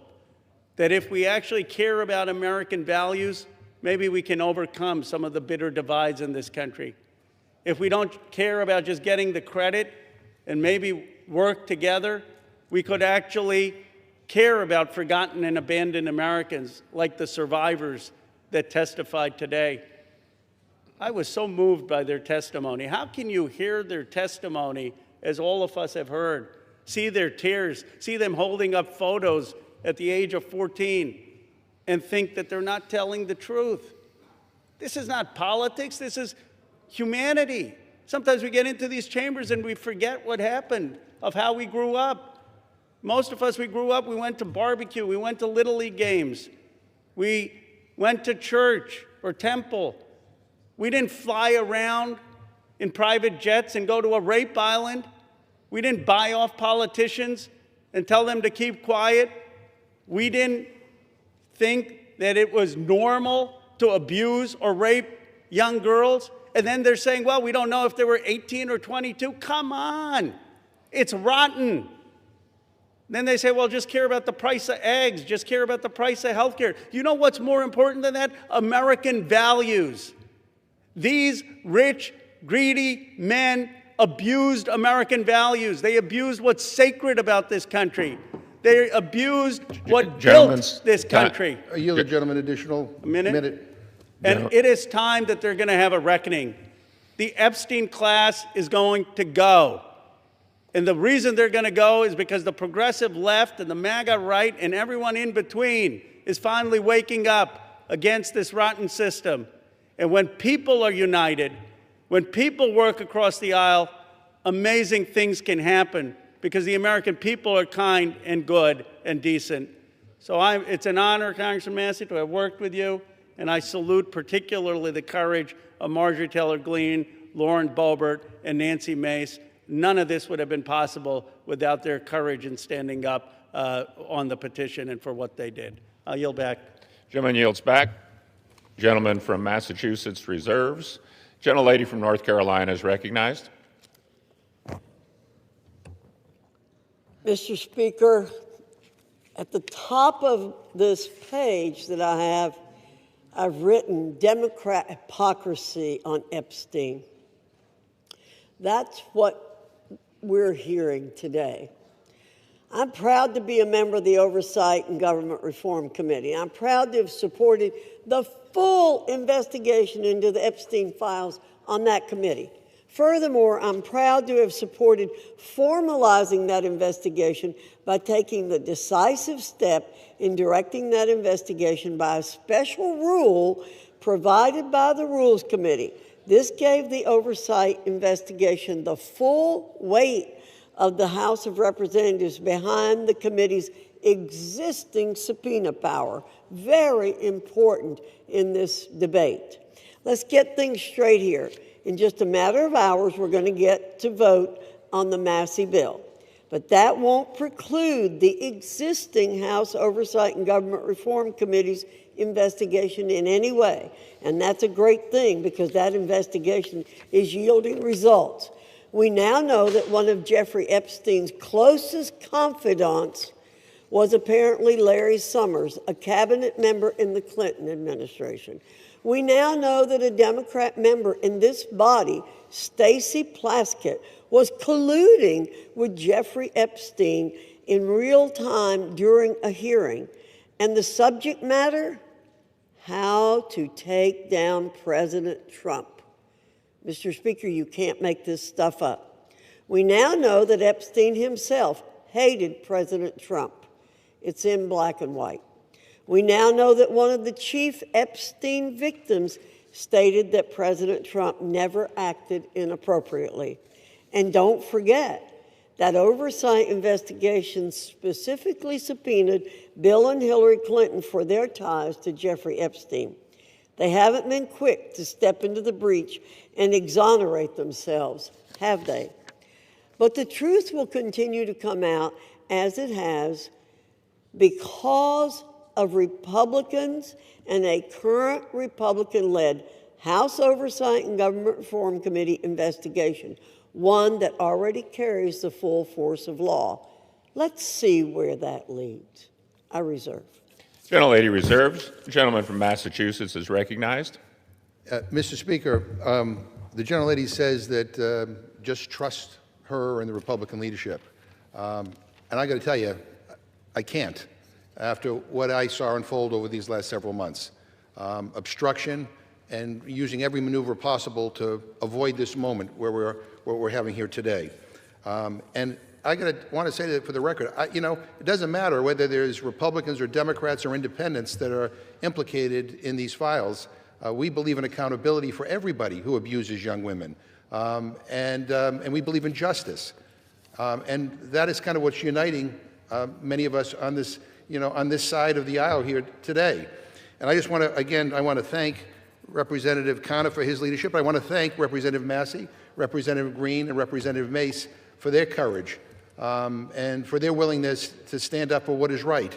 We don't agree on very much, but we do agree that there ought to be accountability when young women are abused, and so that's what this is about. So, Mr. Speaker, I ask unanimous consent that the gentleman from Kentucky, Mr. Massey, control the remainder of my time. Without objection, the gentleman from Kentucky is recognized. Mr. Chairman, may I inquire as to how much time I have? You have 17 minutes remaining. I yield myself 2 minutes. The gentleman is recognized for 2 minutes. Mr. Speaker, today's an extraordinary day in this chamber. If my colleagues will vote for this measure, we'll see justice triumph over politics. Truth will triumph over deception and obfuscation. Transparency will triumph over dark money. Partisanship will fall away to bipartisanship.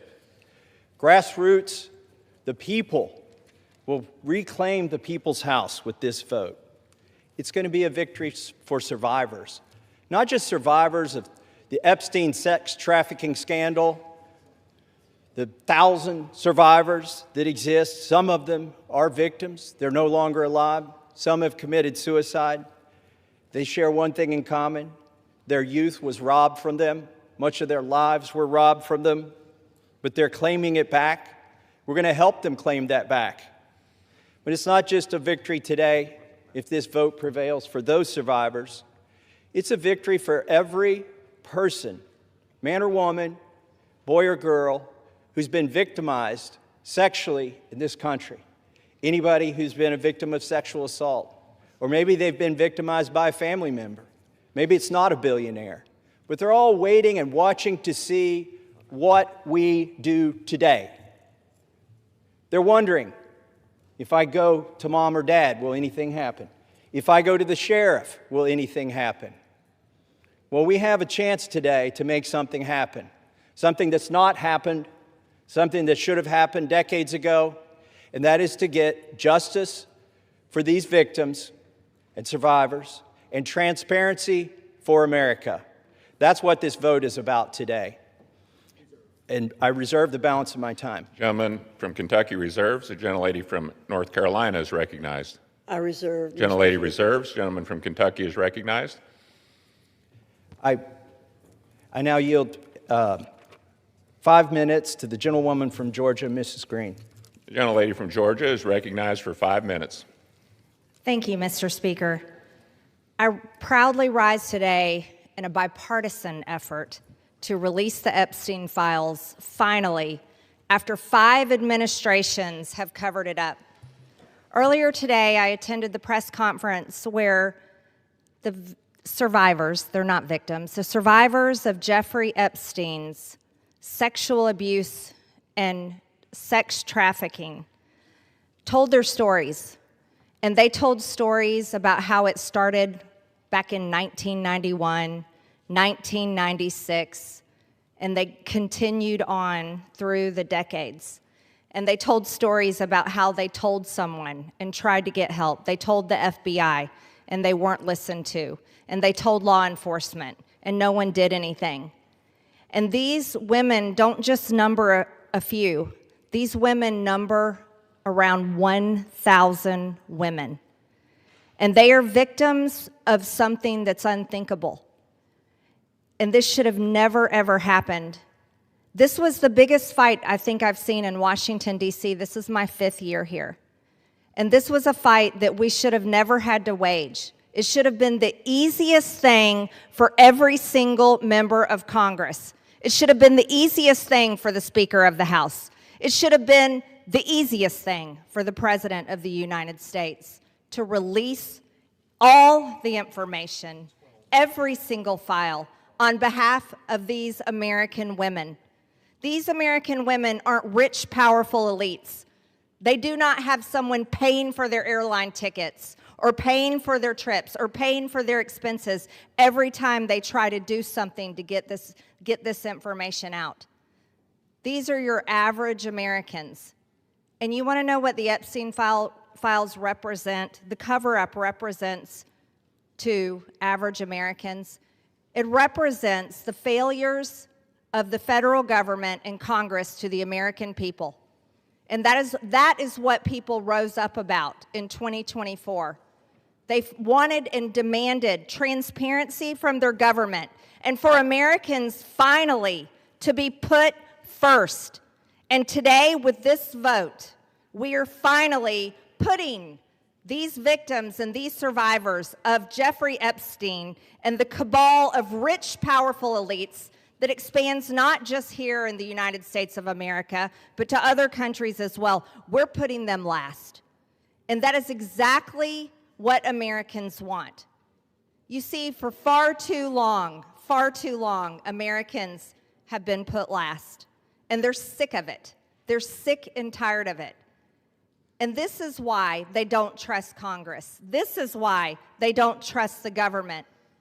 And here's the problem. All of these women who have suffered in shame for years and years and years, women who were terrified, women who were intimidated, women who were threatened, just like Virginia Giuffre. And now she's dead. And these women should have never faced that for this information to come out. And we, especially the 4 Republican members of the House of Representatives, we should have never faced intimidation and threats for us to get this vote to come to the floor. Never forget there were 4. Thomas Massie, myself, Nancy Mace, and Lauren Boebert. We had to sign a discharge petition, and we had to fight through intimidation, and we had to endure it for months to push that discharge petition finally to 218 to get this vote to come out. This is what the American people are sick of, and rightfully so. Now, where does this go from here? The question will remain, will the Department of Justice release all the information? Will the judge in New York release the information? Will the CIA release the information? And will foreign governments release their information? Or will this continue after this vote today be a cover-up? A cover-up of the rich, powerful elites that bond together in sex and human trafficking abuse and all types of global business that enriches them but never serves Americans. The American people will know, and the victims, actually the survivors of Jeffrey Epstein, will know because they know the list of names. And I remain dedicated to my promise to read those names here on the House floor if those women ever find them in a place that it needs to be done. I yield back to Mr. Gentlelady Massey. from Georgia yields back. Gentleman from Kentucky reserves. Gentlelady from North Carolina is recognized. I reserve, Mr. Gentlelady reserves. Gentleman from Kentucky is recognized. I yield myself a minute and 30 seconds. Gentleman's recognized for a minute. I want to thank the generosity of Jim McGovern, Representative McGovern, for granting us this time. I'm embarrassed for my own party today. I'm embarrassed we withheld signing in, swearing in a duly representative of the people for 49 days just to avoid this vote that's finally going to happen today. I'm embarrassed that my own party isn't going to yield me time to debate this, even though they say they support it, and I authored it. They don't even want to yield me time to debate this during the bill debate. But I'm thankful. Let me tell you who I'm thankful to. These three brave women, Marjorie Taylor Greene, Nancy Mace, Lauren Boebert, they have been threatened. They have been intimidated. Physically, politically, it's disgusting. And not by the far left. They have been intimidated by people in our own party. And for what? For seeking justice for these victims. So my hat's off. I congratulate them for standing strong. I've always wondered, where were the Republican men during this battle? We've taken 5 months. These three women and I have had to drag our party to this floor today to even vote on this. And Ro Khanna is the most to be thanked here in an extraordinary display of bipartisanship. He did not hesitate when I asked if we wanted to bring this bill to the floor together, if he would stand in the trenches with me. He said yes. With that, I reserve. Gentleman reserves. Gentlelady from North Carolina is recognized. Thank you, Mr. Speaker. I yield myself such time as I may consume. Gentlelady is recognized. Boy, we need to get facts straight here. President Trump's DOJ, in his first term, arrested and prosecuted Jeffrey Epstein. We, on our side, want justice to prevail in this case and in every case. Speaker Johnson has always been clear that if the discharge petition reached the necessary signatures, that the House would consider the legislation, and that's what we're providing for in our rule today. In fact, as soon as the petition hit 218 votes last Wednesday, House Republicans offered a unanimous consent request to pass the legislation then. However, the Democrat leader would not give consent to do that last week. Why? Because they're not really interested in this. They're interested in some other things. And, Mr. Speaker, I have to correct the record. Mr. Massey did not request time from me. I'm the person who controls the time on the Republican side, and he did not request time from me, or I would have given him time. I reserve. Gentlelady reserves. Gentleman from Kentucky is recognized. I'd like to now recognize Gentlelady from South Carolina for 5 minutes, Nancy Mace. Gentlelady from South Carolina is recognized for 5 minutes. Thank you, Mr. Speaker. And I want to thank my colleagues today for the time, Mr. McGovern and Mr. Khanna, for the 5 minutes on the floor to speak about an issue that is not political for me. Helping the survivors of Jeffrey Epstein and his horrific, gruesome, brutal sex trafficking ring is deeply personal. And while we often have many disagreements about a lot of issues, maybe most issues, today they are allowing us to speak on the floor, and I want to thank my colleagues, Congressman Massey, Marjorie Taylor Greene, and Lauren Boebert, the four of us making history today over the discharge petition and delivering justice for those who have desperately fought for it for, in some cases, almost 30 years. I wore white today because I wanted to reflect on the innocence of the young women who had their innocence stolen from a demon named Jeffrey Epstein, from demons, friends of his, rich and powerful people who stole their innocence as young as 14 years old. It was taken from them, and they've never gotten it back.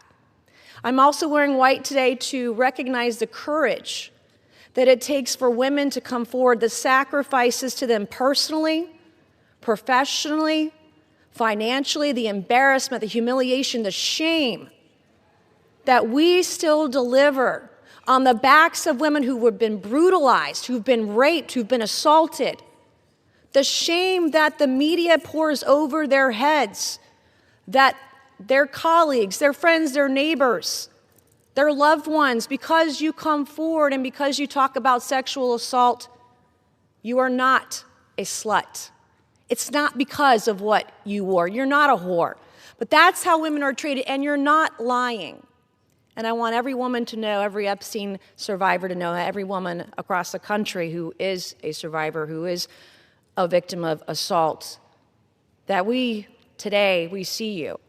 And this fight and this vote tonight, I see it is about the Epstein victims, but it's about much more than the Epstein victims. This is about the powerless, taking power away from the very powerful.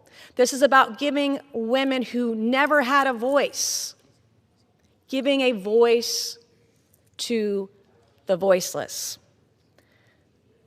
This is about their sacrifice. This is about having and recognizing their courage. This is about justice for the Epstein victims, but it's also about hope. Earlier this year, I gave a speech right here on the floor of the U.S. House of Representatives, detailing trauma that I experienced, endured, and am a survivor of, that I accidentally uncovered 2 years ago, almost to the day. And today, I still don't have justice, like millions of women across the country. When I spoke out, I got attacked. When I spoke out, I was shamed. When I spoke out, I was defamed and smeared, and that goes on today, right now, in the present. God sure has a funny way of working through us.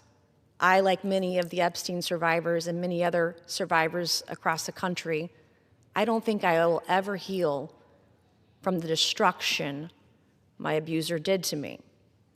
But I can heal by being a vessel and being a voice for all those who need it, and that's why we are here today. That is why I will never abandon a single survivor ever, and I will never waver. I spent my morning talking to law enforcement and others about another potential Jane Doe number 5, who may be another sexual assault victim in the case that I uncovered 2 years ago. It's very difficult for us to come forward, but I want to thank the women who have, the Epstein victims, the victims in the case that I uncovered.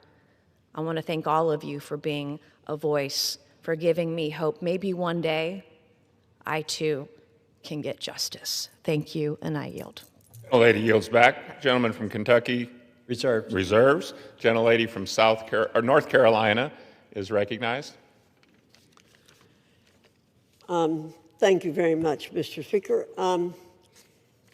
Our colleagues want Americans to believe that this discharge petition and underlying legislation are the be-all and end-all in this investigation. However, it's House Republicans who've worked tirelessly to achieve true justice for victims. To date, the significant information that has come out has come from the Oversight and Government Reform Committee as a result of its issuing 13 subpoenas. We've released 65,000 pages of documents from the Department of Justice, the Epstein estate, which was not mentioned in the underlying legislation, former U.S. attorney, and others. Let me state again, the unanimous consent request to pass the legislation immediately last week was blocked by the minority leader. Full stop. If Democrats truly cared about finding justice immediately for victims, this legislation would have been passed last week. Instead, they want political theater to capitalize on. House Republicans, on the other hand, remain focused on truth, accountability, and delivering real justice for Epstein's victims, not political points. I reserve. Reserves. The gentleman from Kentucky is recognized. Mr. Speaker, may I inquire as to how much time I have remaining? Gentleman has 5.5 minutes remaining. I yield myself 3.5 minutes. Gentleman is recognized. Mr. Speaker, all that is necessary for evil to prevail is for good men to do nothing. And we've had a lot of good men doing a lot of nothing on the other side of the aisle until we did something. 3 brave women and myself and the Democrat caucus. We did something. And then what did they do? They've opposed us every step of the way. They've lied about the legislation. Let me tell you some of the lies they've told. They've said that it doesn't protect victims. Well, if that is so, why were dozens of victims with us today at a press conference urging this body to pass this legislation?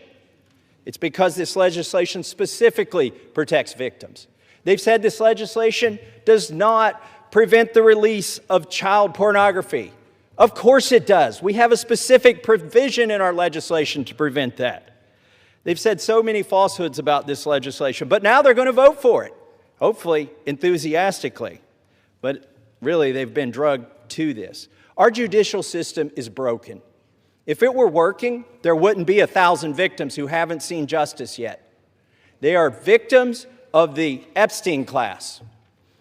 I begrudge nobody success that they become a billionaire. But if you think being a billionaire or buying politicians keeps you out of the judicial system, lets you rape young women, lets you traffic women, you've got another thing coming when this bill passes. Do not let the Senate muck this up. There have already been efforts to derail this, our discharge petition. The Oversight Committee has released thousands, tens of thousands of documents. That's fine. Keep working. How many names have you released? 0. You are still protecting, or the DOJ is protecting, pedophiles and sex traffickers. The time for that to stop is now. Now, our Speaker says, oh, this bill needs amended in the Senate, and specifically, he's trying to create a loophole. He's trying to categorize the pedophiles as victims. He's saying, oh, we don't embarrass the people that went to the rape island. We should protect those names against unreliable accusations. Is he calling all of these victims unreliable? They've testified to the FBI. The FBI has these names in their possession. I asked the FBI director in a hearing, have you looked at the documents? No, he trusts everybody that's been there for decades. That is wrong. Do not let the Senate muck this bill up and if you're a party to that in the Senate, you are part of this cover-up that we are trying to expose. I am sorry if one of your billionaire donors is going to get embarrassed because he went to Rape Island. That is what they have coming. In fact, they need to be on the other side of bars, a lot of them. Some of them will be embarrassed, but some of them need to go to prison, and the survivors know that. So how will we know if this bill has been successful? We will know when there are men, rich men, in handcuffs being perp-walked to the jail. And until then, this is still a cover-up. I urge my Senate colleagues, do not muck up this bill. The president has already said he will sign it. That means he will sign the bill that we have here today. Do not change this bill. He is ready to sign it. Give it to him. Put it on his desk. Let's get justice for these victims. With that, I reserve. The gentleman from Kentucky reserves. The gentlelady from North Carolina is recognized. Reserve. The gentlelady reserves. Is the gentlelady prepared to close? Yes, I am, Mr. Speaker. The gentleman from Kentucky is recognized. I yield the remainder of my time to Ranking Member Mr. McGovern. The gentleman from Massachusetts is recognized. Thank you. And first, let me say how much I admire the courage of my Republican colleagues who are beside me here today. Mr. Speaker, at the end of the day, this is not about us, and it's not about politics. This is about the survivors, young girls who were exploited by powerful men who use money and power to take advantage of girls, some as young as 11 years old. The President of the United States calls it all a hoax. Can you imagine that? What an evil and disgusting thing to say. These young girls, now women, the survivors, what happened to them was horrific. They were sexually abused, many of them for years, and the President of the United States calls it all a hoax. What kind of messed up, sick-in-the-head, immoral person says something like that? This bill is about making sure powerful men are held accountable. It's about demanding truth and transparency for the American people. Now, Republican leaders in this House lost control of the story. They lost the ability to hide behind procedure, and they lost the luxury of pretending that they were ever on the right side. The American people see it, survivors see it, and history will see it. And listening to the Speaker of the House's press conference today, I mean, it sounds like he basically wants to kill this whole thing. He's trying to obstruct and derail the process. Why the hell is he fighting so hard to do the opposite of what the survivors want? What an awful, awful thing to do. So let us release the files. Let's give survivors the transparency they've long been denied. Let us take back power from the rich billionaire elites who think they can do whatever they want with no justice or accountability. And let's remember exactly who had to be dragged here under duress and who stood up from day one demanding the truth. And with that, I yield back. Members are reminded to refrain from engaging in personalities towards the President. The gentleman yields back. The gentlelady from North Carolina is recognized. Thank you, Mr. Speaker. Mr. Speaker, those of us who did not sign the discharge petition are just as concerned about the victims, or if you, as some are calling them, survivors, as our colleagues who signed the discharge petition.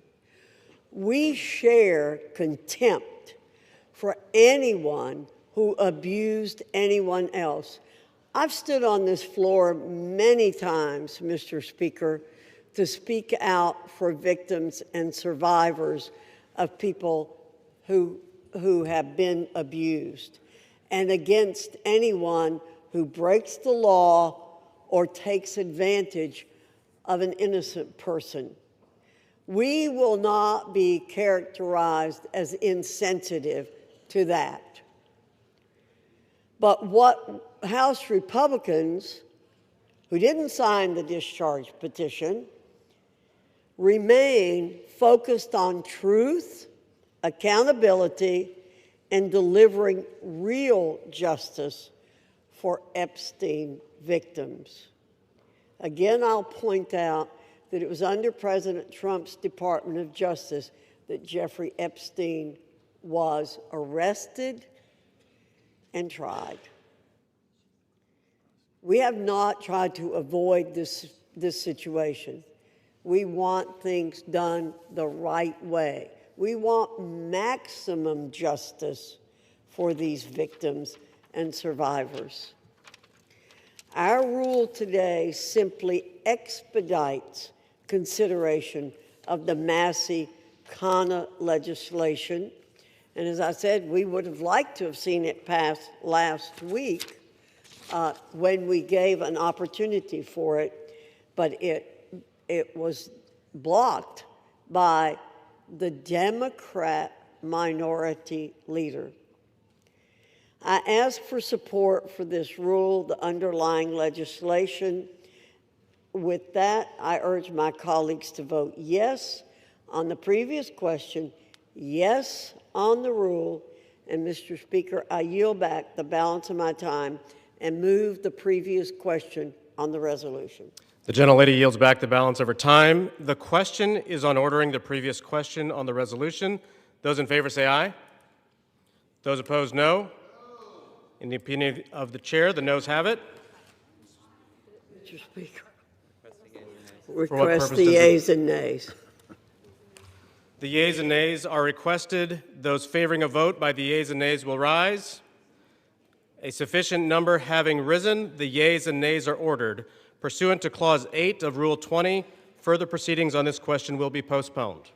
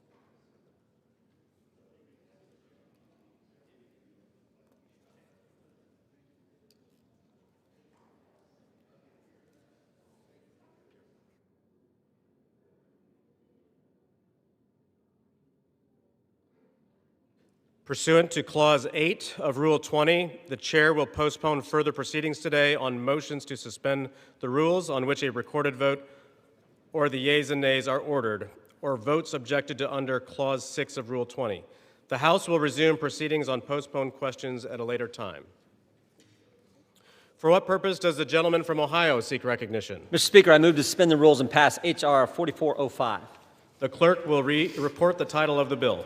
H.R. 4405, a bill to require the Attorney General to release all documents and records in possession of the Department of Justice relating to Jeffrey Epstein and for other purposes. Pursuant to the rule, the gentleman from Ohio, Mr. Jordan, and the gentleman from Maryland, Mr. Raskin, each will control 20 minutes.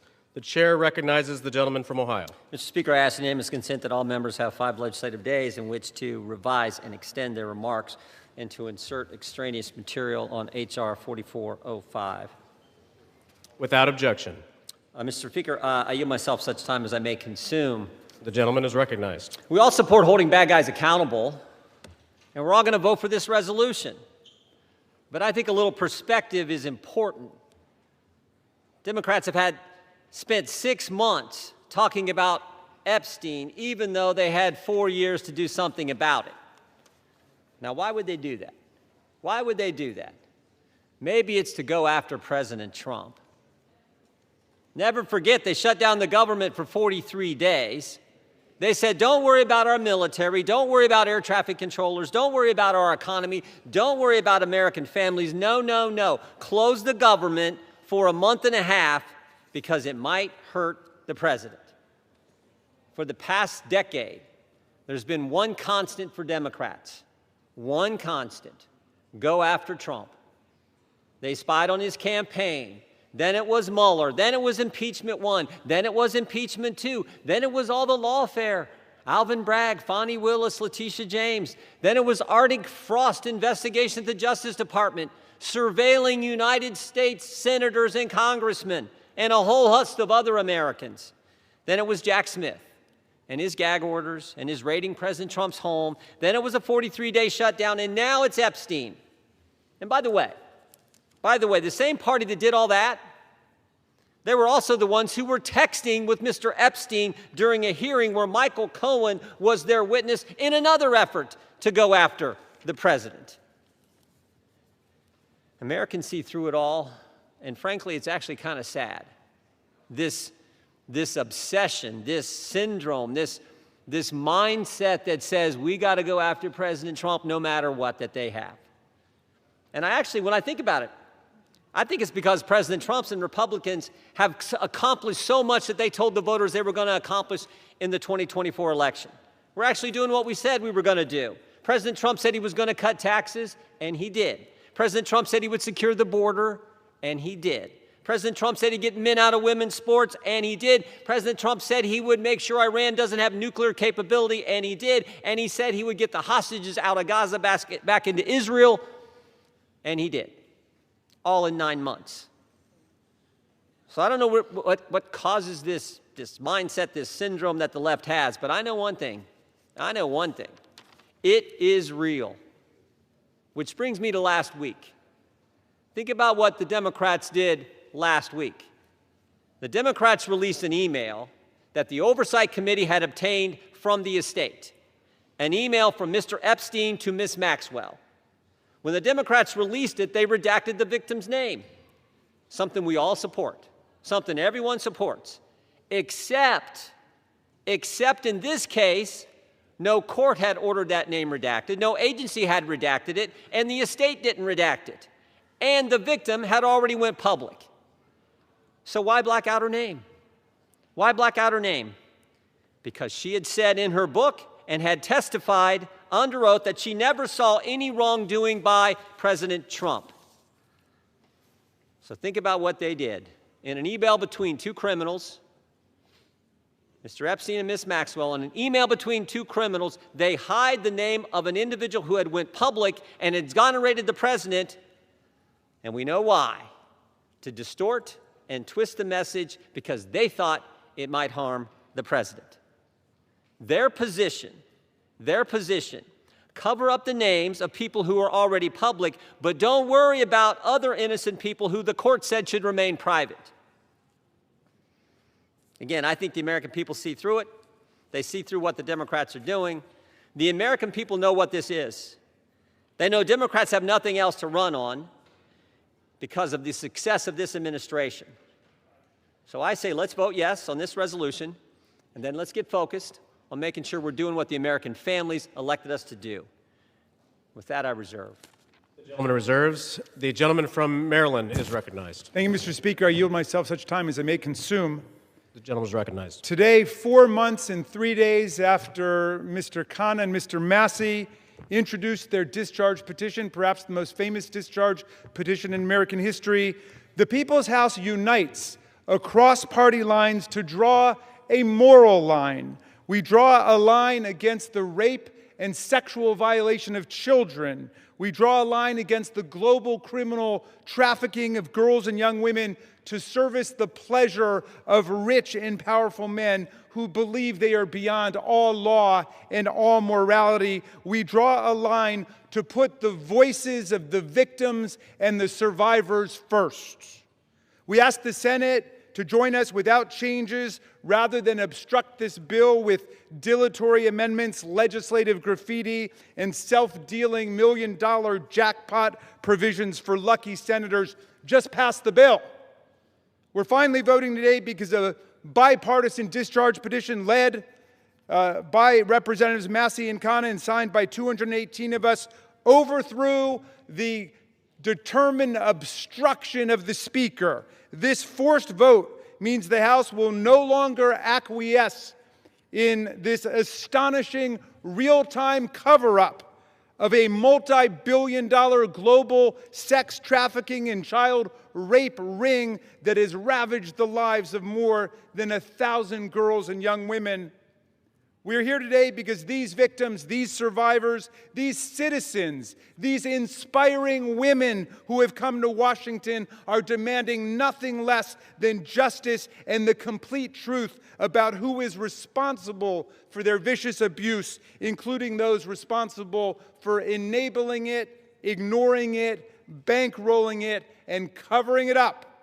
We join them today in rejecting any more dangerous lies about the crimes they suffered. No, child sex abuse is not a hoax. It's a crime. Human trafficking is not a hoax. It's a crime. These crimes are a curse on children and young people across America, in universities and elementary schools, in churches and mosques and synagogues, in Boy Scout troops and college sports teams and summer camps. Anywhere the powerful and the rich believe they've got the opportunity and the impunity to exploit the young, the poor, the powerless, and the vulnerable. We must face the truth and find the co-conspirators still at large in one of America's most extensive and sophisticated sex trafficking and child abuse rings in history.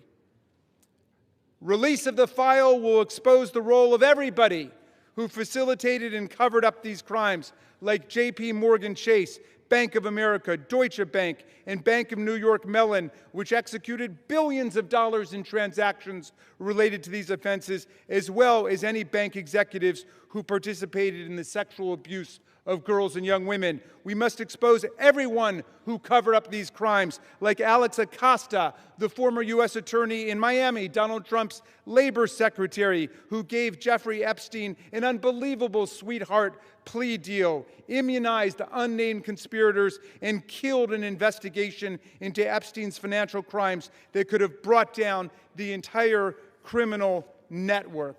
And with that, I'm going to yield. I'll reserve the balance of my time. The gentleman reserves. The gentleman from Ohio is recognized. Thank you, Mr. Speaker. I yield 4 minutes to the distinguished chair of the House Oversight Committee, Mr. Comer, the gentleman from Kentucky. The gentleman from Kentucky is recognized. Thank you, Mr. Speaker. As chairman of the House Oversight Committee, I've always believed that sunshine is the best disinfectant. For years, the American people have demanded transparency about Jeffrey Epstein and Ghislaine Maxwell's horrific crimes and about the federal government's failure to protect the victims. The House Oversight Committee is conducting a thorough review of the federal government's investigation into Epstein.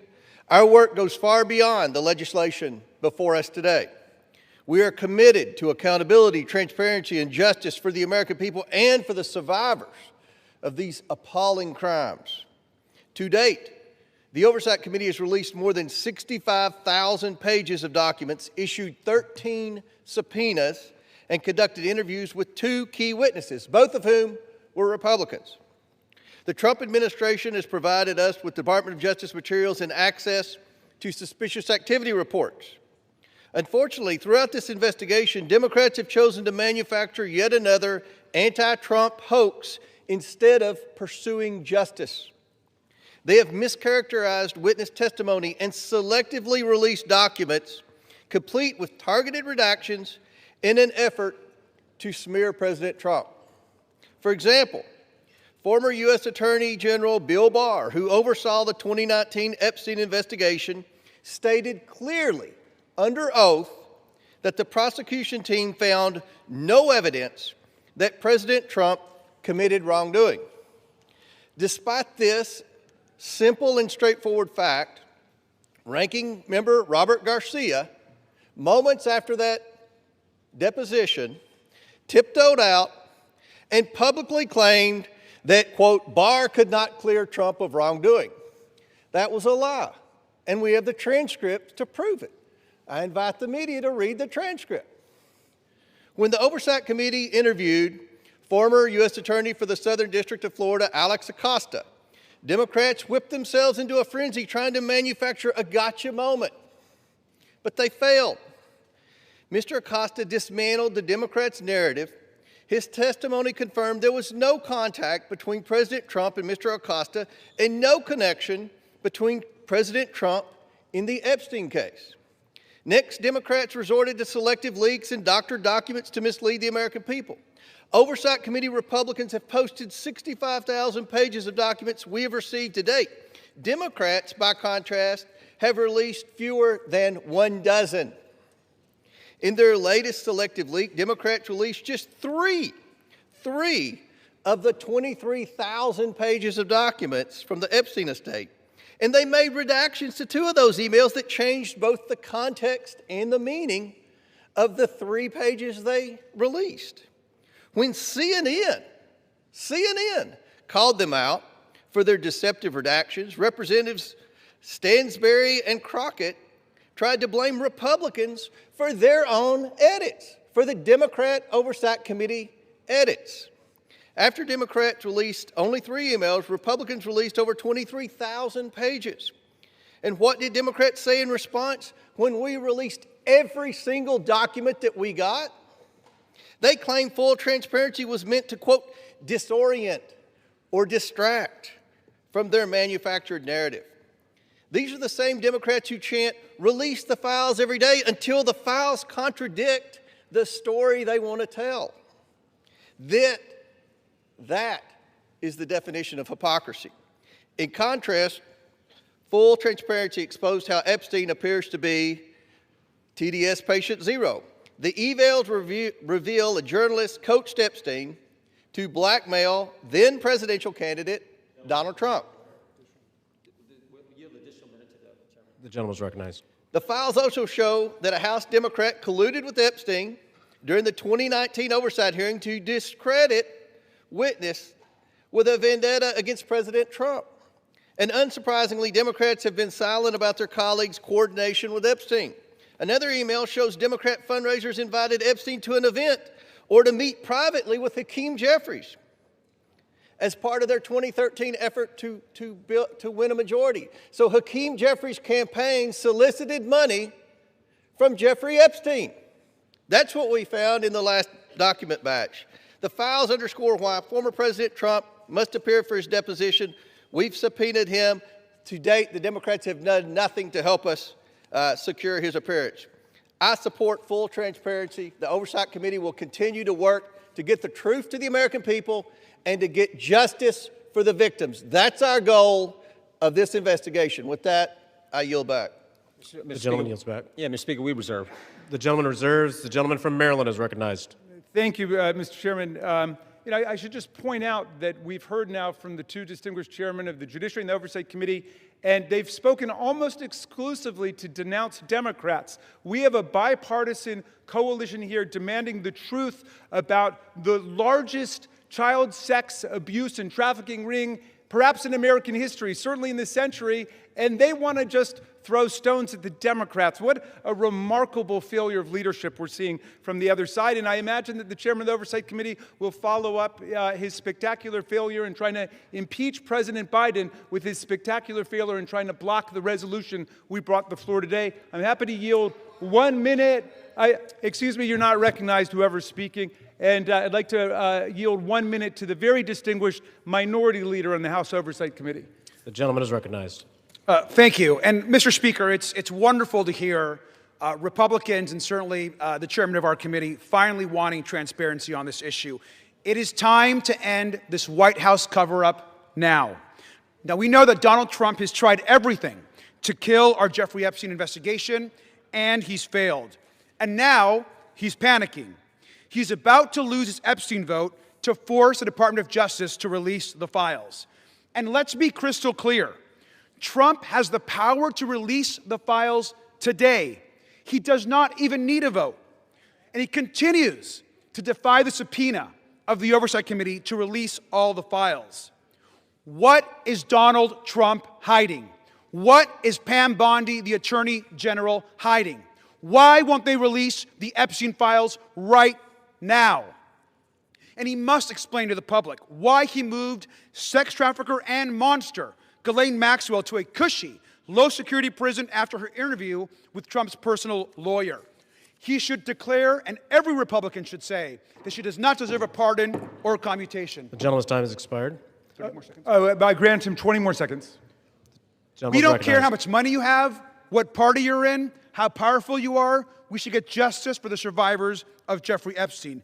And our work on the committee is not over. Next up are the bank and financial records to follow and expose Epstein's network. Today, there should be a unanimous vote on releasing the files, and we will get justice. And with that, I yield back. And we reserve. The gentleman reserves. The gentleman from Ohio is recognized. Thank you, Mr. Speaker. I yield a minute and a half to the distinguished gentleman from California and member of the Judiciary Committee, Mr. Kiley. The gentleman from California is recognized. I have consistently called for the maximum possible level of transparency when it comes to the heinous crimes of Jeffrey Epstein. That's why I've consistently said I am inclined to vote for this bill, and it's why I will be doing so today. The victims deserve the truth.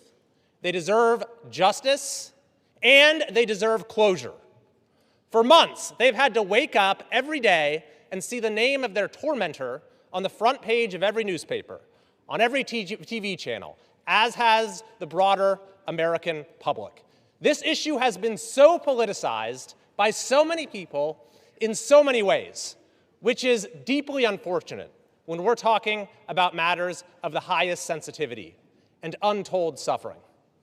It is my hope that the passage of this resolution today, together with the work of the Oversight Committee, will lead to the expeditious release of all pertinent material so that we can move on.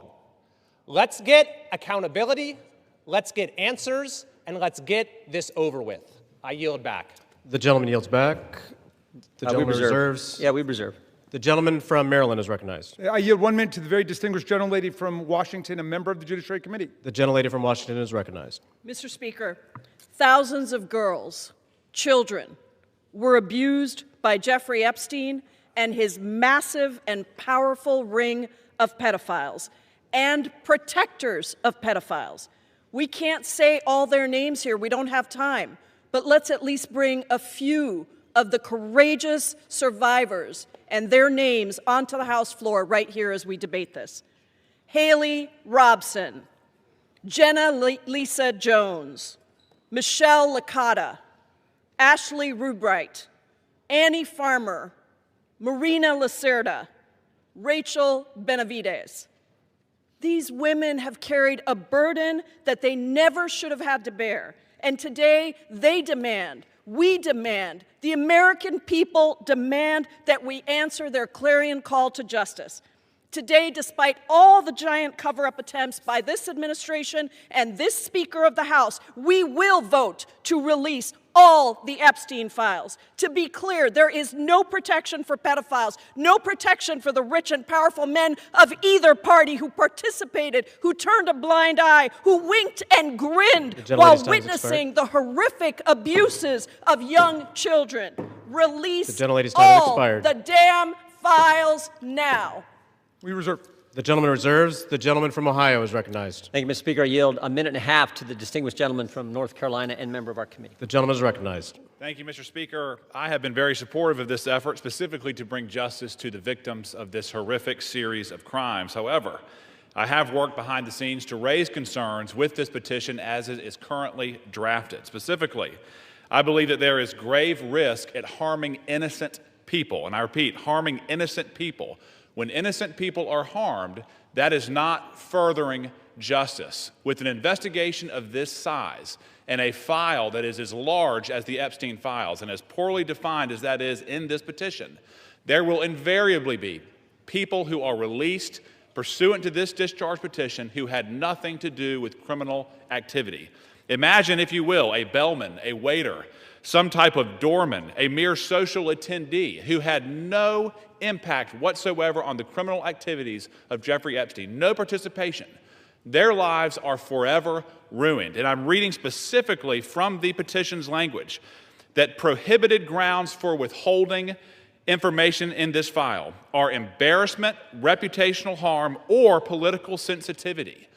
And I would just submit, if you were going to be embarrassed, if you were going to suffer social harm, and that is all of the encompassed activity that you were a part of, you will be named in this petition.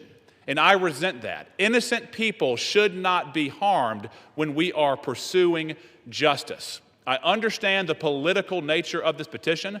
I resent the fact that there was not room for good faith amendments, and I urge the Senate to protect innocent people. I yield back. Yields back. The gentleman reserves. The gentleman from Maryland is recognized. Thank you. I'm yielding 1 minute to the distinguished gentlelady from California, Representative Kamlager-Dove.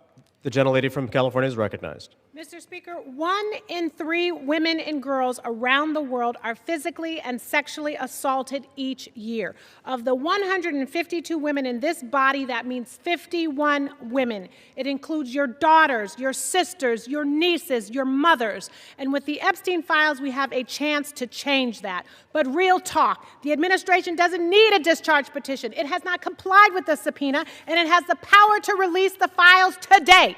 Instead, the man in the most powerful position in the world has used the full weight of the government to block and obfuscate and deflect the full release of the files. It is the same person who intimidated female members of Congress to withdraw names from the petition, who responded quiet piggy to a female reporter who asked about the files, and who nominated an alleged sexual predator to be our AG. It is the same person whose name appears more than any other in the Epstein emails. And in the pantheon of violence, a sexual predator is the worst of the worst. So why protect him? It's also curious that the judiciary is managing this debate and has not even had this come before the committee. I wonder why. Release the files now. We reserve. The gentleman reserves. The gentleman from Ohio is recognized. Thank you, Mr. Speaker. I yield 2 minutes to the gentleman from Texas, Mr. Roy, chairman of the Constitution Subcommittee. The gentleman from Texas is recognized. I thank the chairman. Today, a united Republican Party and a bipartisan supermajority is going to pass a bill to increase transparency regarding the egregious abuses by Jeffrey Epstein, a goal that anyone of conscience desires. That is, in totality, an important statement to check the rich and the powerful. Remember how we got here. After decades, it was President Trump's Department of Justice that indicted Jeffrey Epstein in July of 2019. It was President Trump's DOJ that arrested and indicted Ms. Maxwell. It was the Republican-led Oversight Committee, through 13 subpoenas, that has released 65,000 pages of files in just 10 months. Meanwhile, my colleagues on the other side of the aisle have largely ignored this issue. It was Democrats who redacted an email to mislead the American people about the truth of a witness that exonerated President Trump. It was a Democrat, Representative Plassett, who literally texted with Jeffrey Epstein as we questioned Michael Cohen. It was Democrats who shut down the government, resulting in the delay of swearing in of members. As we vote to pass this legislation, and it will pass, it is impossible, however, to avoid problems with its politicization. One colleague has offensively gone so far as to say that to oppose this bill means you support pedophiles. Yet I know good public servants, former law enforcement, former prosecutors who never knew Epstein, never knew any visitors to his criminal enterprise, who have genuine concerns about supporting this bill out of fear of creating new victims or harming existing victims or both. That is what we've reduced Congress to, inserting itself into the prosecutorial process for political motivations, driven heavily by hatred of President Trump. We should be concerned about victim privacy, concerned about risking disclosure of non-credible allegations, of child sexual abuse materials, future investigations. But here's the deal. The leaders of this nation must expose abuses by the rich and the powerful. That is why President Trump and the House have been working for full transparency. But we should be motivated by truth and justice for all, not politics. I yield back. The gentleman yields back. The gentleman reserves. The gentleman from Maryland is recognized. Thank you. I yield 1 minute to the distinguished gentlelady from Massachusetts, Representative Clark, the Minority Whip. The gentlelady is recognized. Thank you, Mr. Speaker. This should be an easy vote. This is about justice for the victims and survivors of Jeffrey Epstein. This is about every victim of trafficking and sexual abuse, monstrous crimes that thrive in secrecy and fear. Yet instead of shining a light on that darkness, just moments ago, Donald Trump defended the continued obstruction of releasing these files. Even as House Republicans prepare to vote yes today, Speaker Johnson is calling this a show vote. He's calling it dangerous. He is signaling the U.S. Senate to block it. Republicans continue to use their power to shield rich pedophiles from justice. If you can't stand up for these survivors, how can anyone trust you to stand up for them? I yield back. The gentlelady yields back. We yield. The gentleman reserves. Does the gentleman reserve? Yeah, we reserve. The gentleman from Ohio is recognized. We reserve. The gentleman reserves. The gentleman from Maryland is recognized. Yes, just very quickly, what happened under the Biden administration? Well, under the